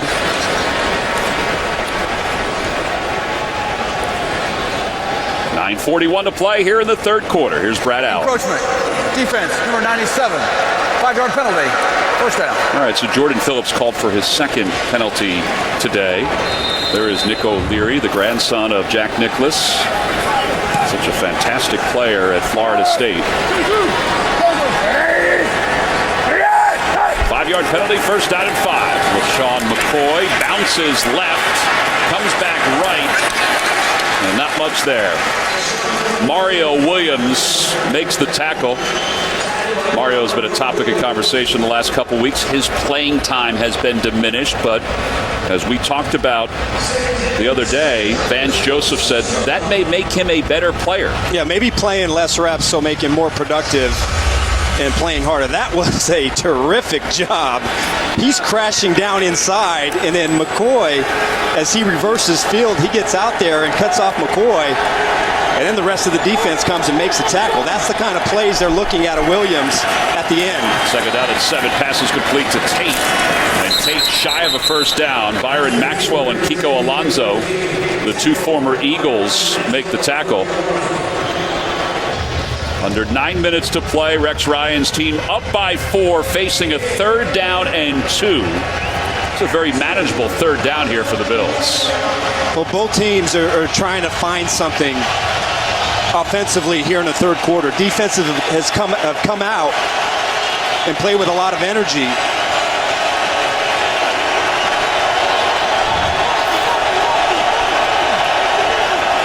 Third down and 3 yards or less, 0 for 1 today. Tyrod Taylor can run if he gets in trouble. He's elusive. Not elusive enough. Wrapped up and taken down by Jason Jones. That's a good job by the Dolphins defense. This is exactly how you have to play Taylor. And Ndamukong Suh blows it up. And Taylor is so good at avoiding the first rusher. But now, as he escapes, you got to run out of it. And you have to cut him off to the sideline. That is a perfect job outside by Jones to get Taylor on the ground. This will be a tough one for Grant, who fields it at the 30. Is punched back by Lorenzo Alexander. And then is out of bounds. So the Dolphins down by just 4. The defense has done its job on 2 series here in the second half.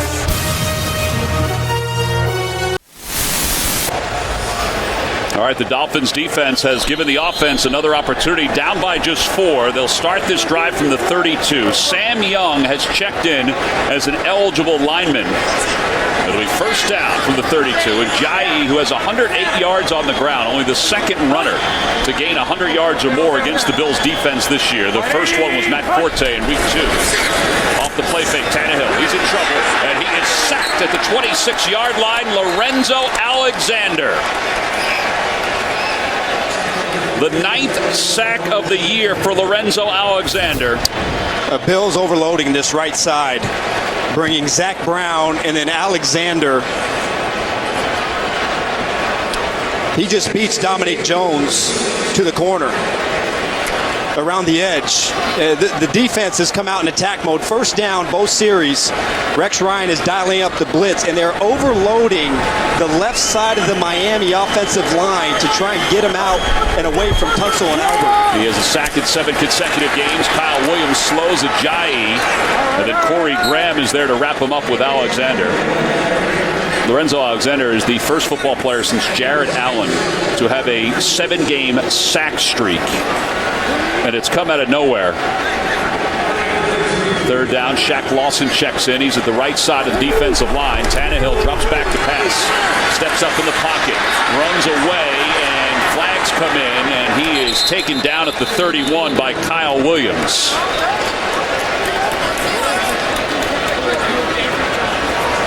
Boy, Dennis. Offense number 74. That penalty is declined. 4th down. Third penalty of the day for Bushrod. How about Kyle Williams? Number 95. Rex Ryan calls him the most underrated defensive tackle in the league. And what did you say to Rex? I said he's not underrated. This guy, everybody knows how good he is. But he chases Tannehill from the inside out, gets off the block, gets outside the numbers. Well, that's the kind of motor you want to see from number 95. That guy is unbelievable in the middle. Low snap. Dar handles it.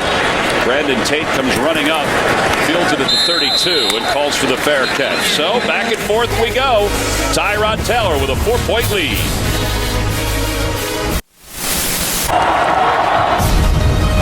The NFL on CBS is sponsored by State Farm. Talk to an agent today at 800-STATE-FARM.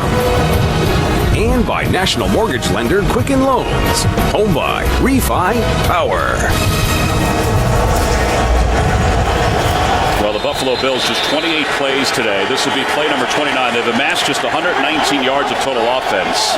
You know, this is the number 1 rush offense in the league against the number 31 rush defense in the league. And it's been bizarro world here this afternoon. On first down, Tyrod Taylor looking long, looking for Goodwin. He's got it in stride.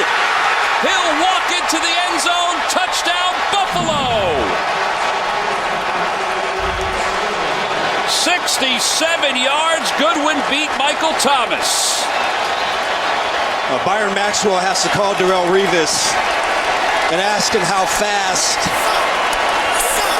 Marquise Goodman is on the outside.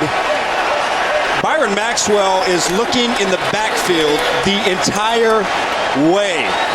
I mean, Goodwin closes his cushion, runs right by him, and the safety just can't get over in time. I mean, you have to know your personnel and who you're dealing with. I mean, Goodwin in a foot race. Michael Thomas, the free safety, can't get over that fast, outside the numbers in time. Bad play by Maxwell. The point after by Dan Carpenter to make it a 17-6 game. It is good. Tyrod Taylor finds Marquise Goodwin for his 3rd touchdown reception of the year. Between these two teams was back in 1915. Florida has won the last 2. Now there's Goodwin. You know, without Sammy Watkins, Tyrod Taylor doesn't have a whole lot of long passes this year. Rex Ryan said last year Tyrod was a passer. This year he runs more than he passes, but that's because of Watkins' injury. That was only the 2nd time this season that those two, Taylor and Goodwin, have connected on a fade. The first one was against the Jets for a touchdown, and then they just hit the Dolphins right there. All right, so now down by 11. The Dolphins go to work with Ajayi. He's over 100 yards rushing, and he'll add to that total with nearly a 10-yard gain here. Corey Graham makes the tackle. Well, you look at Ajayi's numbers at him, 121 yards, but they're still losing 17-6. It goes back to red zone execution. It goes to a few things. It goes to complementary football. Special teams have been huge. And the Bills have won the most important part of the field, the red zone. It comes down to points. First down, Ajayi again. He's been the workhorse. He'll get 2 up to the 37. Preston Brown makes the tackle. LaShawn McCoy, we were just told by the Bills PR staff that his hamstring has acted up and he is doubtful to return. He's only got 8 rushes today for 11 yards. Last year he played in only 12 games. The hamstring was an issue last year, so they want to go conservative with him when it comes to the hammy here today. Yeah, I think it's something that, they don't want it to linger. And I think being up by 11 points here makes them feel a little bit more comfortable with the offense that they're going with throughout this game. But certainly they need him down the stretch to be a big factor, as he has been the last 4 games. Devontae Parker with the reception in front of Ronald Darby. It'll be a first down for the Dolphins, a gain of 9. It doesn't look like much, but that was a big conversion. You know, Buffalo, they just hit you with a big shot. They've come out with a little bit more energy after halftime. And after stalling the first drive, answering, getting a first down, building on something was very important for the Dolphins. Tannehill still under 100 yards passing. He gives it off to Arian Foster, who's taken down from behind. A short game. McCray makes the tackle. One little change that they made, Bills defensively after halftime. Corbin Bryant, number 97, is aligning on Pouncey a lot and not allowing him to get access to the linebackers. It's allowed Brown and both Brown, Preston and Zach Brown, to flow in the gaps and make plays in the run game. It's a lot of respect for Mike Pouncey, isn't it? When they put somebody on him like that to not allow him to get to the second level. Second down and 8. Tannehill out of the backfield, Landry. And Landry breaks a tackle, still on his feet, knocked out of bounds on the sidelines. The near sideline by Robert Blanton. It's a gain of 21. A big play for Landry. This should be a tackle. You see Gray blocking downfield. Nikhil Roby-Coleman comes over. He's the guy responsible in coverage. Can't make the tackle, and then Landry with a big play down the sideline. Roby-Coleman had a big week last week against the San Francisco 49ers. Landry now 4 catches for 60 yards. On first down from the 30, it's Ajayi again going back to work. Kyle Williams from behind. And he gets down close to the 26-yard line. Ajayi now 19 carries, 127 yards.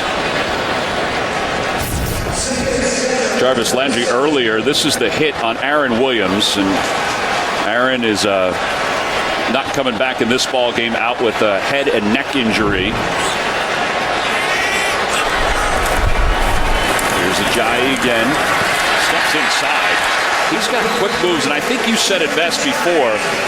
Excellent vision from Ajayi. I thought Mike Pouncey is having a terrific day up inside. This is just outstanding. Number 51, he climbs up, he gets to Zach Brown, pushes him by, and Ajayi again making the right read and getting upfield in a hurry. 134 yards for Ajayi. Last week, 204 against Pittsburgh.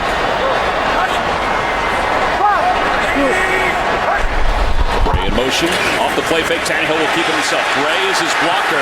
And Tannehill bounces inside the 10. Robert Blanton will be credited with the tackle. It's a gain of 14 yards for Tannehill. Boy, this is a nice play call. You don't expect it. You know that he has it. You know that he can do it. And trying to dial up something in the red zone to work and get some points out of this drive. They dial up number 17 on a zone read. He gets a big block from his tight end, and now on the 6-yard line trying to get points. First and goal from the 6. Red zone execution has been an issue. They've settled for 2 field goals today. Ajayi in the backfield will take the handoff. He'll break away. Makes one-man miss.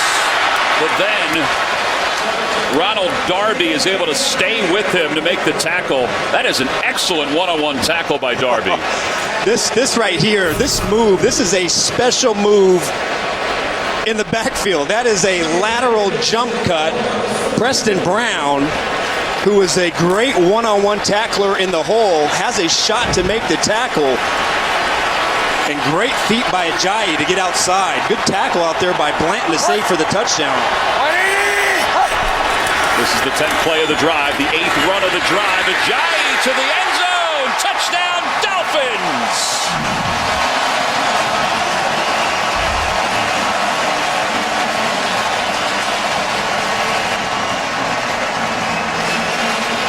It's a 4-yard run for Ajayi. It's his 5th touchdown of the year. And they're going to keep the offense on the field to go for 2. 18 seconds to play here in the 3rd quarter. The inside triangle between Tunsil, Pouncey, and Bushrod just mashed the Buffalo front. All right, so they go for 2 here because if they don't make it, they have to score a touchdown. But if they do make it, it's only a field goal that they're within reach. We're at the end of the third quarter. This is kind of the territory to do it. The rule of thumb by the book is you don't go for 2 points until the fourth quarter. Unless you have a hunch and you like your matchups, why not? So maybe Adam Gase has a hunch as Jarvis Landry is in motion. Off the play fake, Tannehill walks it, Landry has it, he's into the end zone. The 2-point conversion is good. The hunch was good. It's a 3-point game.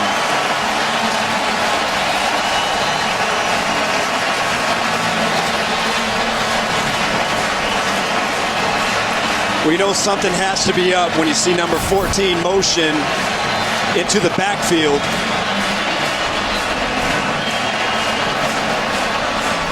Everything worked well for the Dolphins on this drive. Ajayi working his magic again. The 2-point conversion makes it a 3-point game.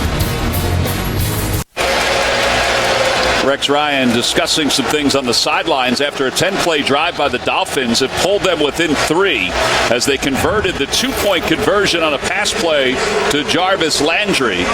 Ajayi today, 22 carries for 140 yards. They ran the ball 8 times on that 10-play drive. Pretty good ball right there. You know, it looked like after halftime Buffalo was going to come out and make it pretty tough to run the football against their defense, but the offensive line had a terrific drive for the Dolphins. Here's Brandon Tate trying to answer for the Bills. And he gets up close to the 29-yard line. Special teams tackle was made by Michael Thomas. So let's see if the Bills can answer after the 25-yard return. Tyrod Taylor, 10 of 14 today, 167 yards. I like what Rex Ryan said about their passing game. He said, you know, we know it's not going to be fancy, but we want it to be efficient. When we throw the ball, we have to be able to make it count. And so far, that's what we've seen from Taylor. Gillislee is in the backfield as Sean McCoy is done for the day with a hamstring injury. And Gillislee, the former Dolphin, across the 40, up close to midfield. Caduce makes the tackle, and that'll be the final play of the third quarter after a 20-yard gain. It's 17-14 Dolphins because Tannehill finds Landry on a 2-point conversion to make it a 3-point game. We'll return to Miami after this message from your local station. You're watching the NFL on CBS. Well, it's been a rather entertaining ball game. It's had some flaws to it as well, but we've got a 3-point game as we begin the fourth quarter. The Bills with the ball from the 49-yard line after Gillislee's 20-yard run at the end of the third quarter. Gillislee in for the injured LaShawn McCoy. Tyrod Taylor's pass to the outside to Goodwin is complete for 9 yards. Well, most games decided by 7 points or less. 2016, there have been 50 so far. And entering week 7, that matches 19-25 and counting to play. Fourth quarter, up by 3. Taylor lofts it toward the end zone for Hunter, and Hunter is not able to lasso it. Tony Lippett was in on the coverage. Justin Hunter, who was released by the Titans earlier this year, signed by the Dolphins, released by them, picked up by the Bills. See a lot of body contact right there, but Lippett eyes going for the football. In no way restricted his arms. Good coverage down the field. Reggie Bush checks in. Tate's trying to get off the field. 2 for 7 today on third downs. Play clock is down to 5. At 1, he just gets it off. Taylor's in trouble, and he is down. And Ndamukong Suh.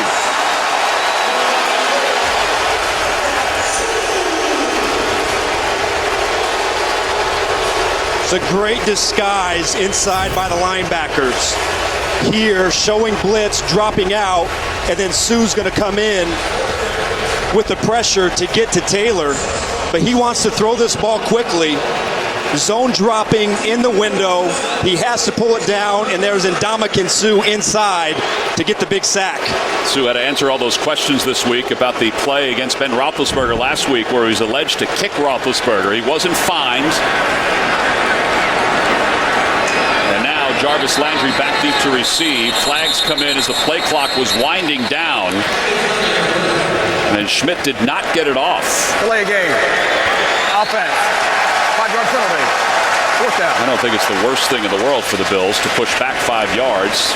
There is Suh. Steelers felt like there was a kick in that game last week. The league did not. It just looked like it was an NFL play more than anything else. And you can see his motor does not stop. Fourth on the Dolphins in tackles this year. 3.5 sacks. And Schmidt just gets it off. Landry let it go over his head. Tate will field it at the 2 and flip it back. And then Gillislee, or I should say Meeks, falls on top of it. The Dolphins will not have great field position, but they'll get it back. Brandon Tate has been a special teams machine during his career. There have been 3 very important special teams plays today. Brandon Tate has been part of 2 of those special teams plays for the Bills. The Dolphins with their back against the wall. You can see what Ajayi sees. It'll be 1st and 10 from the 1 for Tannehill. Down by 3. This is dangerous territory if you're the Dolphins, particularly with this Bills defense and how good this defense is. But they go to Ajayi, who gives a little breathing room. Maybe gets 1. The 2 Browns involved in the tackle. How about this? You think they're worried about the Dolphins running to that left side? They're saying, no way, we are going to make sure. Boy, what a play by Kyle Williams with the swim. Almost gets into the backfield. But they are intent on taking away the left side of that Miami running game. Well, the running game, Ajayi has amassed 142 yards today on 23 carries. Second down, he'll take it again. And he stumbles into the open field. 1 man to beat, and he's inside Buffalo territory. Ronald Darby makes the tackle.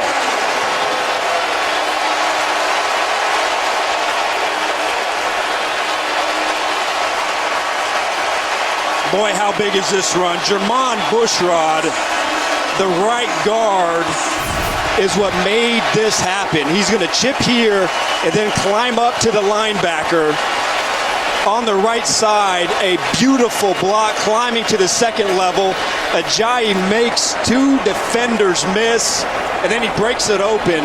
What a huge, huge play by Ajayi in that offensive line. That is a 53-yard gain. He has 195 yards. That was just a great piece of blocking up front. Exactly. They talk about, you hear the word execution, Tom, and it's thrown around a lot. But that's what execution in the running game looks like. Perfect run. Second player in franchise history with 2 straight 150-yard or more rushing games. The other was Ricky Williams. Jarvis Landry was nicked up on that play. He's off to the sidelines now. It'll be 1st down from the 44 of Buffalo. Williams takes the handoff. Williams is stopped behind the line of scrimmage. Corey White was the first one there.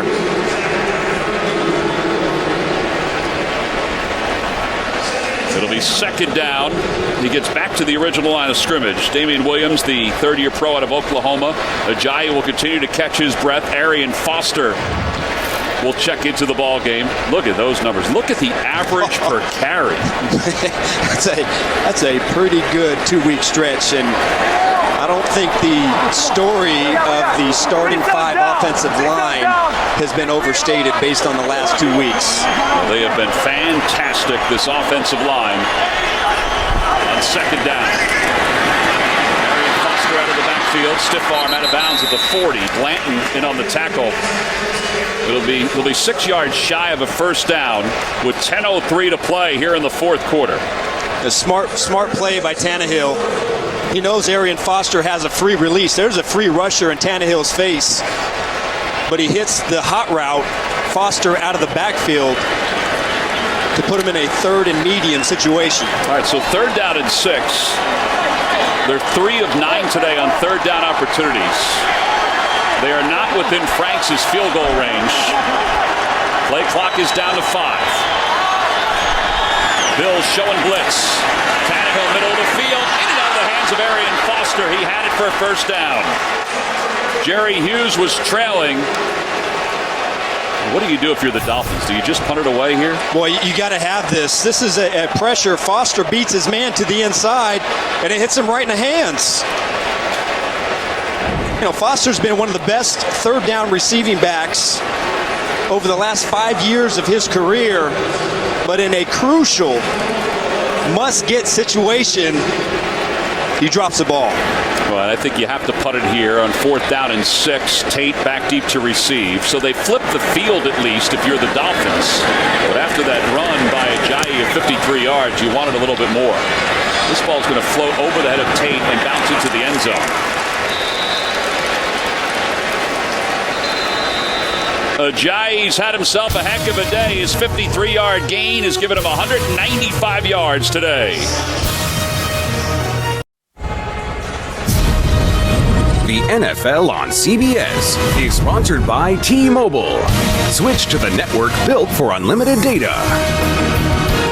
United States Air Force. Experience more at airforce.com. And by the all-new Chrysler Pacifica, imported from Detroit. Well, there is the great Don Shula and the 1972 perfect season team. They were honored last week before the game against the Pittsburgh Steelers. In fact, you remember in 2013, President Obama brought them to the White House because they had never gone to the White House to celebrate their Super Bowl championship in 72. Here's a direct snap to Gillislee. Gillislee trying to stiff arm Mario Williams. He cannot. Williams takes him down. His snap count has increased in the second half, and he has been effective. Bills going tackle over on the right side of their offensive line. Mario Williams and Ndamukong Suh completely blow it up. Gillislee is lucky that he was able to get that snap. That could have been a disaster. But we've seen Mario Williams show up today in a big way, and that's what they expected when we talked to the coaching staff yesterday. Yeah, they ran that in practice on Friday. They ran the direct snap. 2nd down and 20. Taylor chased by Suh. And out of bounds at the 15. A gain of about 5. This is a big drive for Buffalo. You know, Miami got a little shot in the arm with a big run by Ajayi. Defense stepped up and forced the punt. But the Buffalo offense, facing 3rd and 15 from their own 15-yard line, has to try and find a way to keep this drive going. Remember, LaShawn McCoy is out with a hamstring injury. That's why Gillislee has been in there. Play clock is down to 7. The decibel level is through the roof. On 3rd down, Taylor rolling the pocket. Williams has him. He just throws it up and throws it out of bounds. And Taylor is nailed by Mario Williams. And he is slow to get up. How about Mario Williams? Let's beat the double team. The extra tight end, a chip. Taylor is trying to get outside the pocket, and he hits him just as he's throwing the ball. Another big play, big pressure by Williams, this time from the right side instead of his usual left. Vance Joseph said, listen, I had Mario Williams in Houston with me. I know what kind of player he can be. And I was honest with him when I told him I did not think he was playing well, and that's why he backed off his snaps. Schmidt with a fantastic punt. Here's Landry from the 29, and he is stuck by Lorenzo Alexander. He's incredible. He plays punt? Yeah. Mario Williams having himself a heck of a second half. His teammates, his coaches, they love it, and so does he. 7 minutes, 45 seconds to play here in the second half. We said during the outset that they wanted the Dolphins, to see if Jay Ajayi could carry last week into this week. He has. He has 195 yards on the ground. It's first down from the 36. He'll take the handoff. Not much there. Flags come in, and he'll dive forward to the line of scrimmage. Zach Brown makes the tackle. We said during the outset, would Ajayi be able to do what he did last week? Would the Bills be able to do what they've done? They've won 4 straight. Personal foul. Rest in the face mask. Defense. 15-yard penalty. Automatic. First down.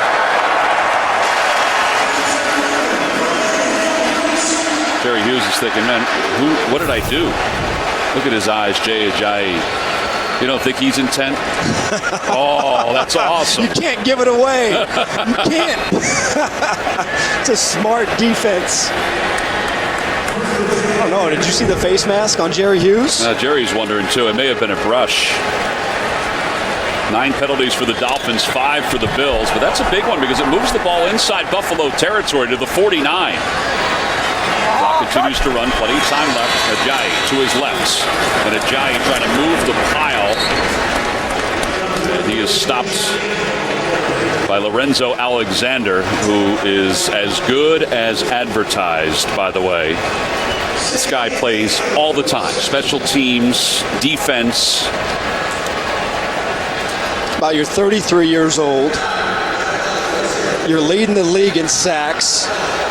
You're dominating in the run game. And you know what? We'll go run down on kickoffs and on punt team. You can't take this guy off the field. Second down and 8.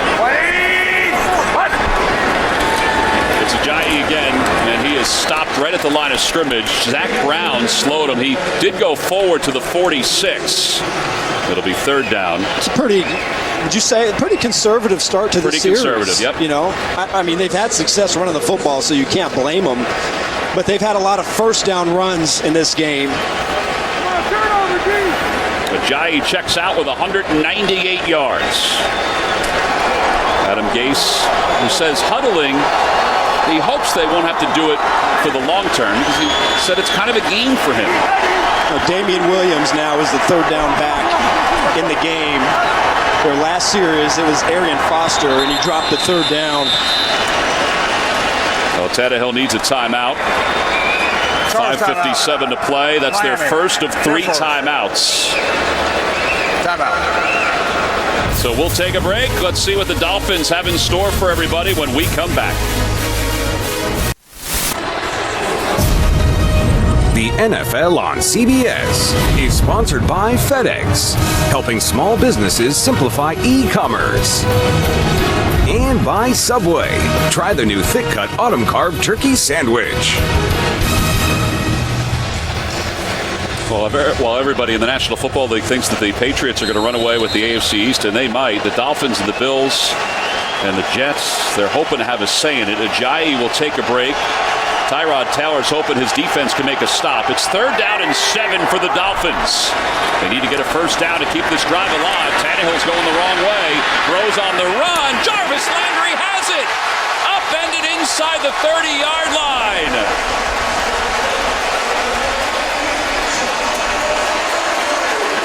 Boy, 18-yard pass play.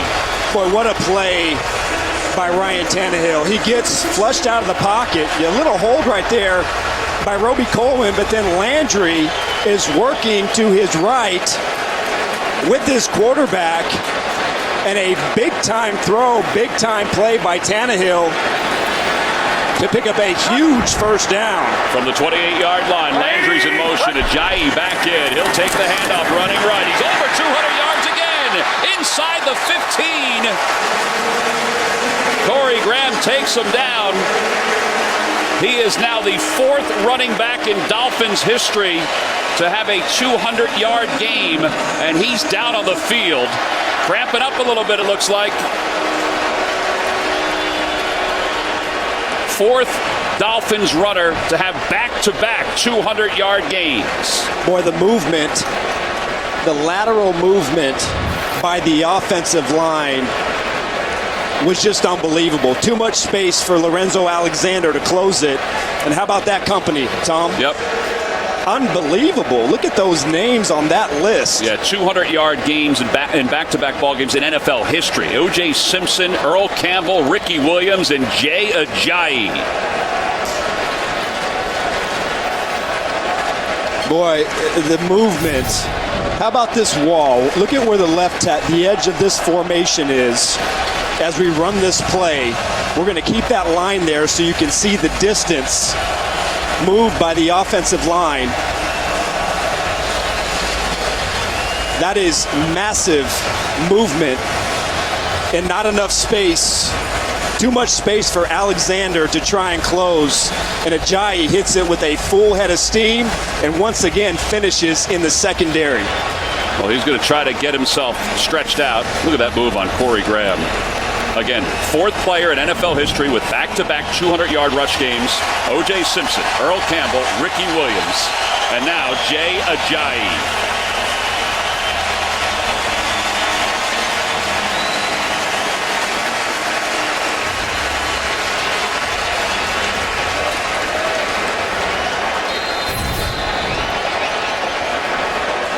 They try to stretch it out. Got a little bit of pain in that face. Tells a little bit of the story, huh? On first down for the 14, Williams. Down to the 12, Alexander with the tackle. Under 5 minutes to play. It really comes down to this. It comes down to red zone offense versus red zone defense, and that's kind of been the story of this game. The Bills have owned it. And that's a trend that the Dolphins want to try and reverse after going 2 for 6 last week against the Pittsburgh Steelers. By the way, Marquise Gray, the tight end, limped off the field. Jakeem Grant checks in, number 19. He's one of 3 receivers to the left side. Now he's in motion. They fake the handoff to him. They give it off to Williams. And Williams bounces inside the 5, trying to carry the ball to the end zone. Touchdown, Dolphins!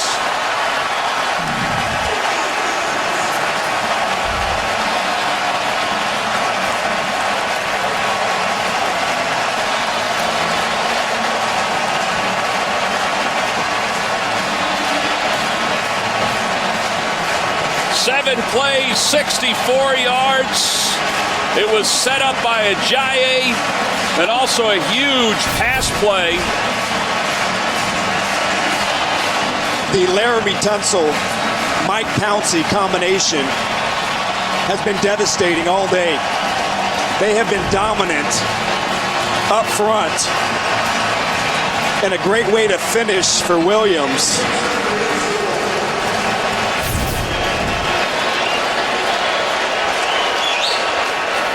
Well, every scoring play is reviewed. They're going to review this one to make sure Williams' knee was not down before he crossed the plane of the goal line. It's tough to tell there. It looks like he crossed without any problems. What a run.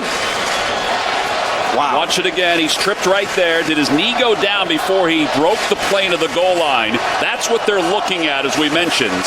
Yeah, he's covered the ball up with both hands. You know, not enough to overturn that. Take a look right there. Can you see his knee down before he crossed the plane of the goal line? Boy, it's tough to tell. It looks like he is in. But again, the officials are reviewing it. Every scoring play is reviewed.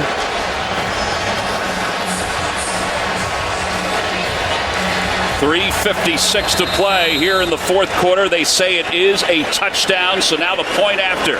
And it's a big point after to stretch this from a 3-point lead to a 4-point lead.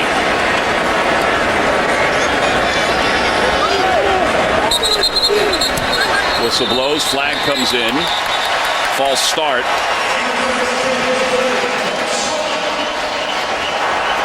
Prior to the kick, false start, offense. It's a 5-yard penalty. Well, again, this is a big extra point here. I mean, it's a 3-point game. The extra point means that you need to have a touchdown if you're the Bills to retake the lead. And they've had some blocks. Yeah, Franks has had a couple of field goals blocked. He was 13 for 13 on point afters coming in, but this turns out to be a 38-yard extra points.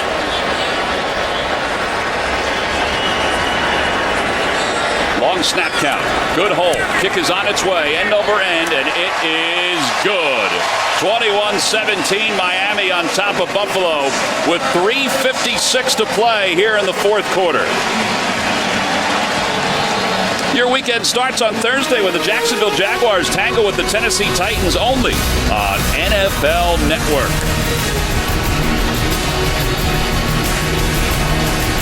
AFC South matchup. Tyrod Taylor down by 4 without LaShawn McCoy, who's out with a hamstring injury that he sustained on Wednesday. Treatment got him into the starting lineup today, but a little bit of a twinge, and Taylor's had to play most of the second half without him. These are the moments that franchise quarterbacks are made for, when you have to make a play with time winding down in the fourth quarter, and he's going to get an opportunity to do that without his bell cow standing right behind him. Tyrod Taylor, 2 career game-winning drives in the fourth quarter or overtime. His last was December of last year. Reggie Bush, Brandon Tate back deep to receive as Franks will kick it off. After his point after made it a 4-point game. 2 timeouts left for Buffalo.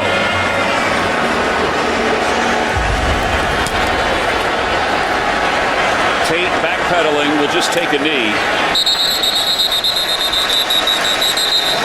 You know, we've talked about Ajayi and how well he's run here today, but Damian Williams, this was one of the best runs of the day. And this is a great piece of work. Again, a double team working up to the next level between Pouncey and Tunsil. You see Tunsil come off at the last moment, the broken tackle inside by Williams, running through it and then finishing with power for the go-ahead touchdown. This offensive line is the real deal and have come to play. Under 4 minutes to play, fourth quarter, the Bills down by 4. Taylor under pressure, Sue's got him, his pass is incomplete. And Ndamukong Suh once again found his way into the backfield. Seen a lot of pressure here in the fourth quarter and the third quarter for the Miami Dolphins. Mario Williams and Ndamukong Suh, Jason Jones, they've come to play, and that's one thing they said that this defense hasn't had a chance to do, play with the lead and with the low amount of plays in the game, and they want to see what that front four can do.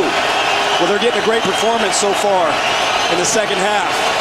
Gillislee in the backfield, off the play fake. Taylor under pressure again, breaks away from Wake, sets up and lofts it to the far side. He just throws it away. Cameron Wake and Ndamukong Suh were both in the backfield again. Well, Taylor, he's not getting a chance to set up and throw the ball with timing. He has to get in the pocket and evade some sort of pressure, and by that time the route has broken down. There's no time up front. So now it's 3rd down and 10. He needs to get to the 35-yard line for a first down. McCoy out with the hamstring injury. 3rd down and 10. Out of the shotgun, pressure's coming. Throws far side, has a man. Goodwin leaping attempt, incomplete. Broke it up. Caduce came over and broke it up. It'll be 4th down. And Goodwin is down on the field after that hit.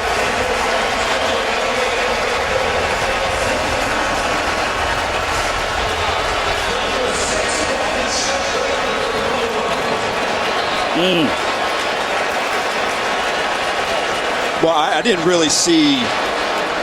Caduce came over to give help and was going for the football.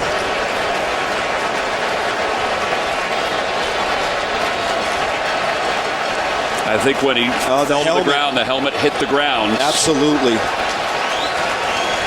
Right there. We've already seen the Bills lose Aaron Williams on defense earlier, being checked for head and neck injuries. And now Goodwin. And don't forget, they don't have Robert Woods, who was inactive today. See the Bills players on a knee on the sidelines, hoping that Goodwin, who has that long touchdown reception from earlier in the ball game, hoping that he is okay. The athletic training staff have him up to his feet.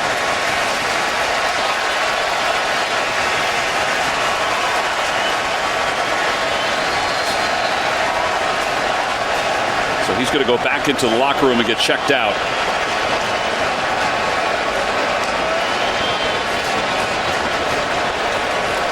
Well, that was a heck of a play by Abdul Quddus to get off of his landmark and make a play on that ball. Well, that is a good sign, though, for Goodwin that he is walking without any issues. And the Bills now will punt the ball away. Jarvis Landry assessing. Has it at the 22. Makes a man miss. And then is stopped at the 30-yard line. 21-17, Miami on top of Buffalo with 3:27 to play here in the fourth quarter. Jay Ajayi has 212 yards on the ground for the Dolphins. He left, though, on the last drive with an apparent injury. Damian Williams, who scored the touchdown, is still in the ball game. There's Ajayi.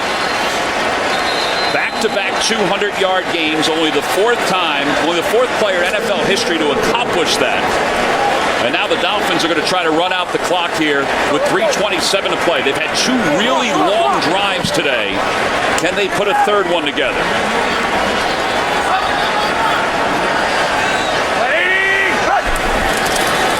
Williams takes the handoff. Not much there. And stopped at the 33-yard line. Coming up next, Tom Brady and the Patriots lock up with Antonio Brown and the Steelers in a highlight reel waiting to happen right here on CBS Sports. Landry Jones, who had 2 starts last year for the Steelers, will make the start this year. Brown last week was held to just 39 yards by this Dolphins defense. Ajayi is back in. It'll be second down and 8. And the Dolphins, we talked about them huddling. Here they need to huddle because they need to run some clock. But it certainly has been effective today.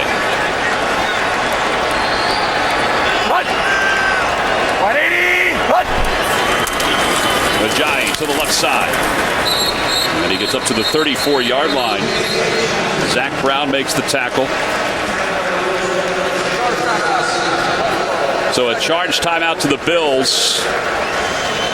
So they have 1 timeout left with 2:35 to play and the 2-minute warning. Right, and so now Adam Gase has a choice to make because you have to pick up the first down. It's going to be about, 3rd and 5 or 6? Looks like 3rd and a little more than 6. They need to get to the 40 for a first down. Yeah, so, an incomplete pass gives the Bills an extra timeout. So would you just run the ball here and run some time off? I know you don't want to be that conservative, but you do have a back that's averaging over 8 yards per carry. I think you have to try and get the first down. Yep. Officially, it's 3rd down and 6. Clock stopped after the Bills' timeout. 2:35 to play, fourth quarter. That's Ajayi in the backfield, 2 receivers to the left.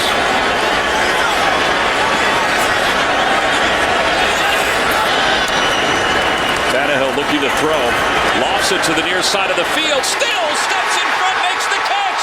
Into the open field. Touchdown, Dolphins.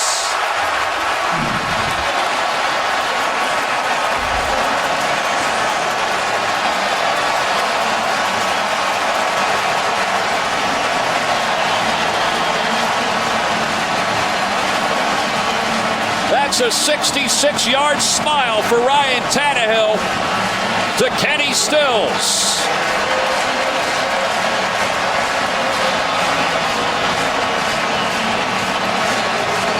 And it's 27-17 Miami with 2:24 to play. Boy, how about that big play? Big throw by Tannehill, but the adjustment from Stills to beat Ronald Darby to the inside and then run for a touchdown. What a play. The point after by France is good. total domination by the Dolphins in this fourth quarter. Well, we have a good effort by Ajayi in pass protection, picking up the blitz. He steps up. Good block, gives Tannehill a window, and it's all about the adjustment. Fighting for the ball, beating Darby, and then running after the catch for a touchdown. That is what a fourth quarter for the Miami Dolphins, whose offense at times this season has looked completely out of sorts, finally putting the pieces together. Kenny Stills had that drop earlier on a great play by Corey Graham. Not this time. He finally gets to smile in the end zone. And Rex Ryan cannot believe that his team just gave up a 66-yard bomb. Yeah, two big plays. The big Ajayi run off the goal line. You had two missed tackles in the secondary. And right there, even if he catches the ball, you have a chance to tackle him. But missed tackles, and Stills capitalizes for the big play. Brandon Tate, Reggie Bush, back deep to receive. And they'll just let this ball go out of the end zone. In any athletic event, there's a little retribution. Earlier, Kenny Stills had a play that was broken up by Corey Graham. It wasn't the best of passes by Ryan Tannehill.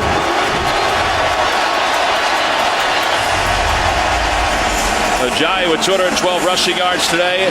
Dolphins have outscored the Bills 22-7 in this fourth quarter.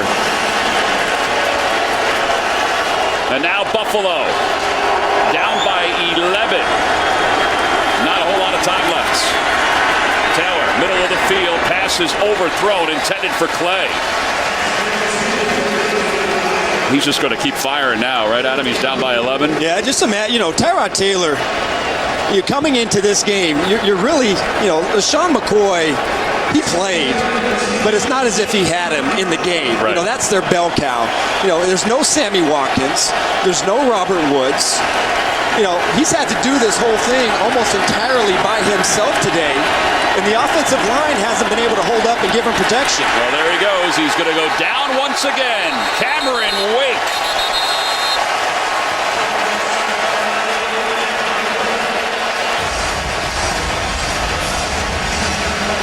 Wake on one side, Andre Branch on the other side, the former Jacksonville Jaguar, coming off both edges. This is 2-minute warning. That is the fourth sack of the day. We've reached the 2-minute warning with the Dolphins on top by 11.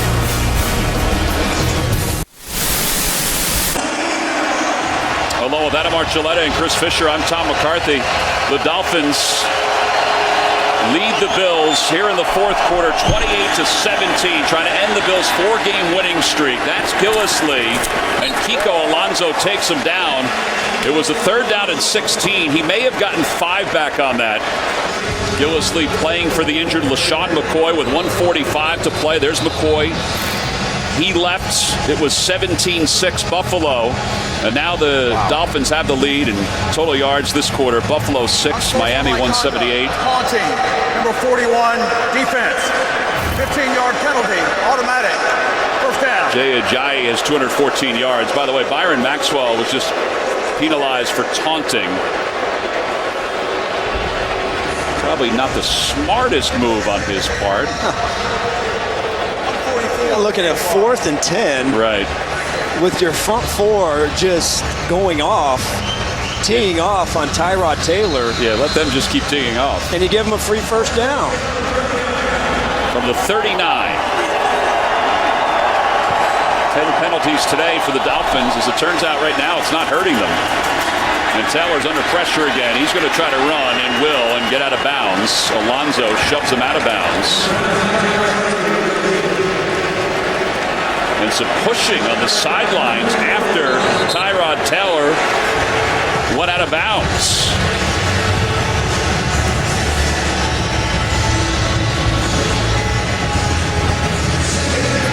No question there's frustration for the Buffalo Bills the way this game has gone. Taylor shoved out. was not happy that Kiko Alonso shoved him out of bounds. I think is that Rashad Jones down there? It might have been, yeah. I think that was Rashad Jones trying to give him the business on the sideline. Second down, Taylor steps up, throws, pass is complete to Charles Clay. Byron Maxwell takes him down, and now some more shoving. Cameron Wake and Jordan Mills shoving. There is a flag down. Holding, offense, number 79. 10-yard penalty, second down. Jordan Mills can't believe it. You just heard him yell, "What?" when Brad Allen made the call, and that's what he and Cameron Wake were probably jawing about. Reset the game clock to 1:30. So 1:30 to play.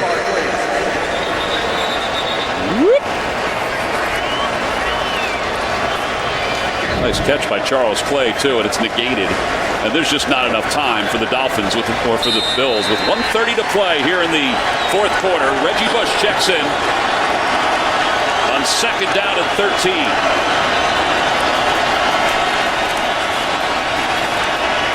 Taylor has one wobble. Nick O'Leary makes the reception. It was tipped by Andre Branch. Boy, they're all in the backfield. I mean, they are just blowing up this offensive line here today. They are. You know, Andre Branch and Cameron Wake gave the defensive line some energy last week when they took over as the starting defensive end duo. And I think that energy has carried over into the entire defensive line. They live for these situations. Wake is trying to chase down Tyrod Taylor, and he's just going to go out of bounds. Pushed out of bounds by Jason Jones, and now flags come in. Jason Jones has to watch out right there. Yeah, he's in enemy territory.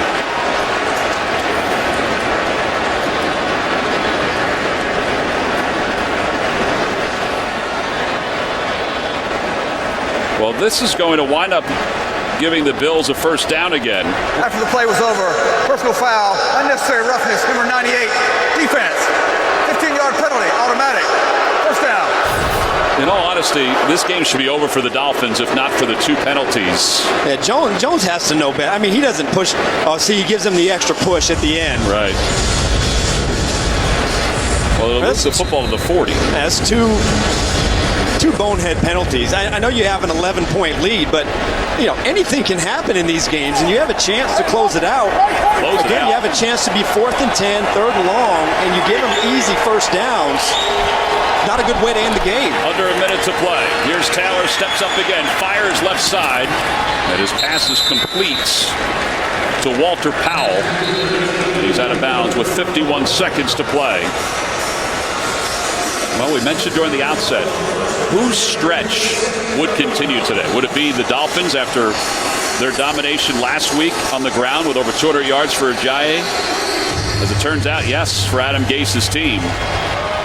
And it will stop Rex Ryan's 4-game winning streak for the Buffalo Bills, who will play most of the second half without LaShawn McCoy. They're going for the end zone, and Tyrod Taylor overthrows Walter Powell. Second down and 10. Well, I think there's one thing that there's no doubt. The fact that the Bills came in here with a sense of who they were and who they wanted to be, at least offensively. And you could see they were not themselves today. They just didn't have not only the commitment to the run, but the horsepower up front because of the LaShawn McCoy injury. And they put the game on Taylor and their defense to try and win it. But this is not typical and not the type of football they want to play. Obviously, McCoy's injury a huge factor in their offense. Bills 5-1 the last 6 against the Dolphins. The Dolphins looking to end that here today. And Taylor is hit as he throws, incomplete. And Ndamukong Suh, Jordan Phillips, all in the backfield as that pass was thrown. It'll be third down. They're getting pressure off the edge. They're getting pressure inside.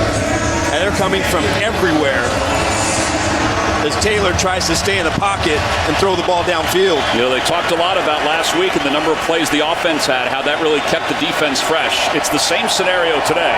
67 plays offensively for the Dolphins, 50 for the Bills. So the Dolphins defense has been on the field. This is the 51st play of the day. Taylor, middle of the field toward the end zone, caught by Tate at the 2.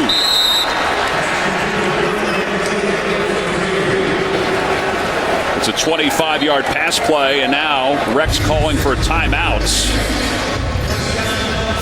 This looks like a two-deep coverage.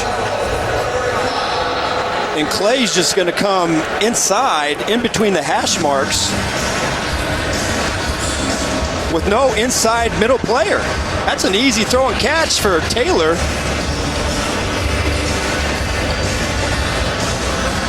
Excuse me, Brandon Tate. That's an easy catch for Brandon Tate in the middle of the hash marks. So 30 seconds left, and the Bills have used their final timeout. Tyrod Taylor, 14 of 26, 221 yards.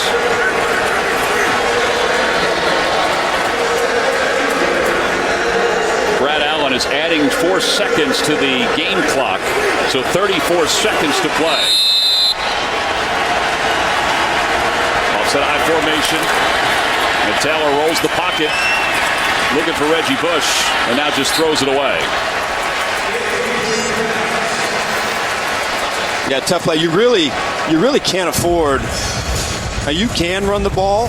If you don't score, there's going to be at least 15 seconds, maybe 13 seconds that are going to run off the clock.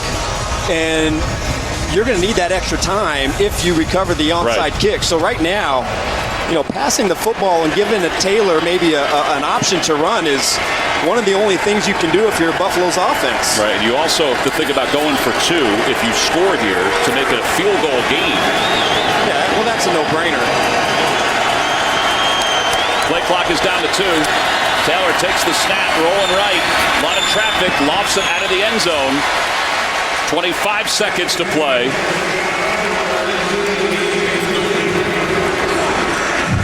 Darren Rizzi, the special teams coach for the Dolphins. He is red hot on the sidelines. I've known Darren for a long time. He's been down here in Miami for a long time. 25 seconds to play. 3rd and goal. From just inside the 3.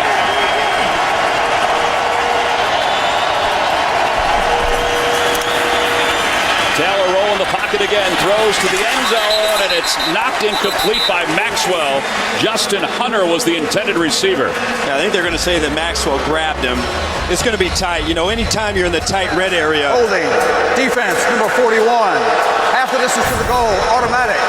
First down. There's a lot of hand fighting, but you see the right arm there. Yeah, and he grabs the jersey and the shoulder pads. He was in great shape. He had him pinned to the sideline.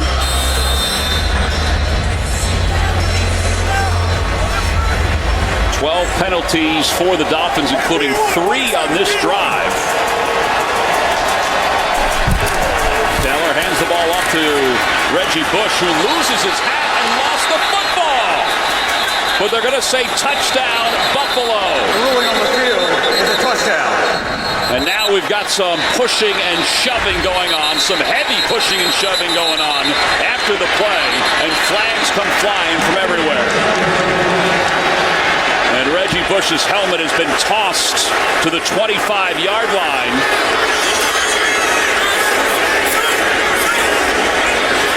So they're saying that Reggie Bush broke the plane of the goal line before he lost the football. Take a look. Good effort by Reggie Bush.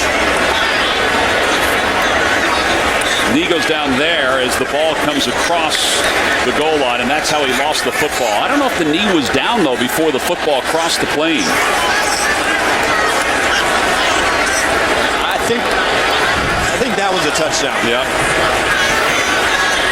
Well, they're talking now about the pushing and shoving that went on after the score. The ruling on the field of a touchdown is under further review. After the play was over, there was a personal foul on the defense and a personal foul on the offense.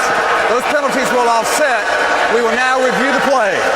So offsetting penalties, and they will take a look at this. Well, this is right on the edge on if he got this ball over the goal line or not. The knee hits right there. And if we rewind it just a little bit, right when his knee hits, just the tip of the ball. Yep, which is all that has to go.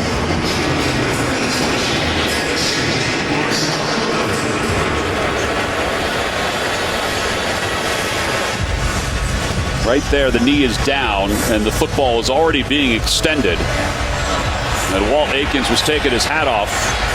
So right there, see the knee is down, and you don't see, the tip of the ball. Here's the goal line. Is that the tip of the football, or is that his elbow? That might not. Boy, that might be a matter close. of millimeters on whether or not that's a touchdown or not. Dolphins fans do not think it's a score. Again, they are reviewing it. They review all touchdowns, all turnovers. The Bills, if this is a score, will go for 2. They've kept the offense on the field.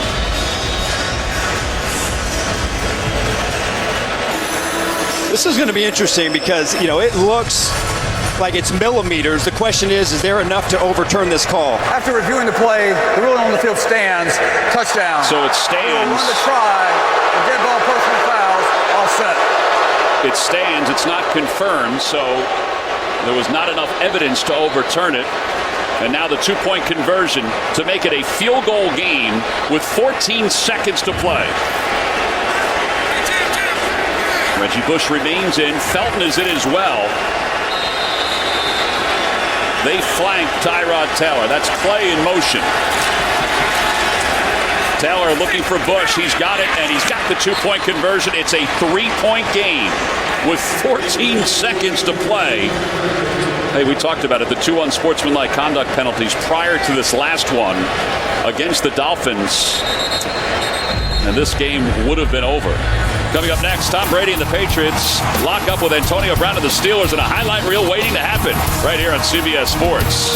Le'Veon Bell last week, 10 carries, 53 yards for the Steelers. Can he get more today against the New England Patriots?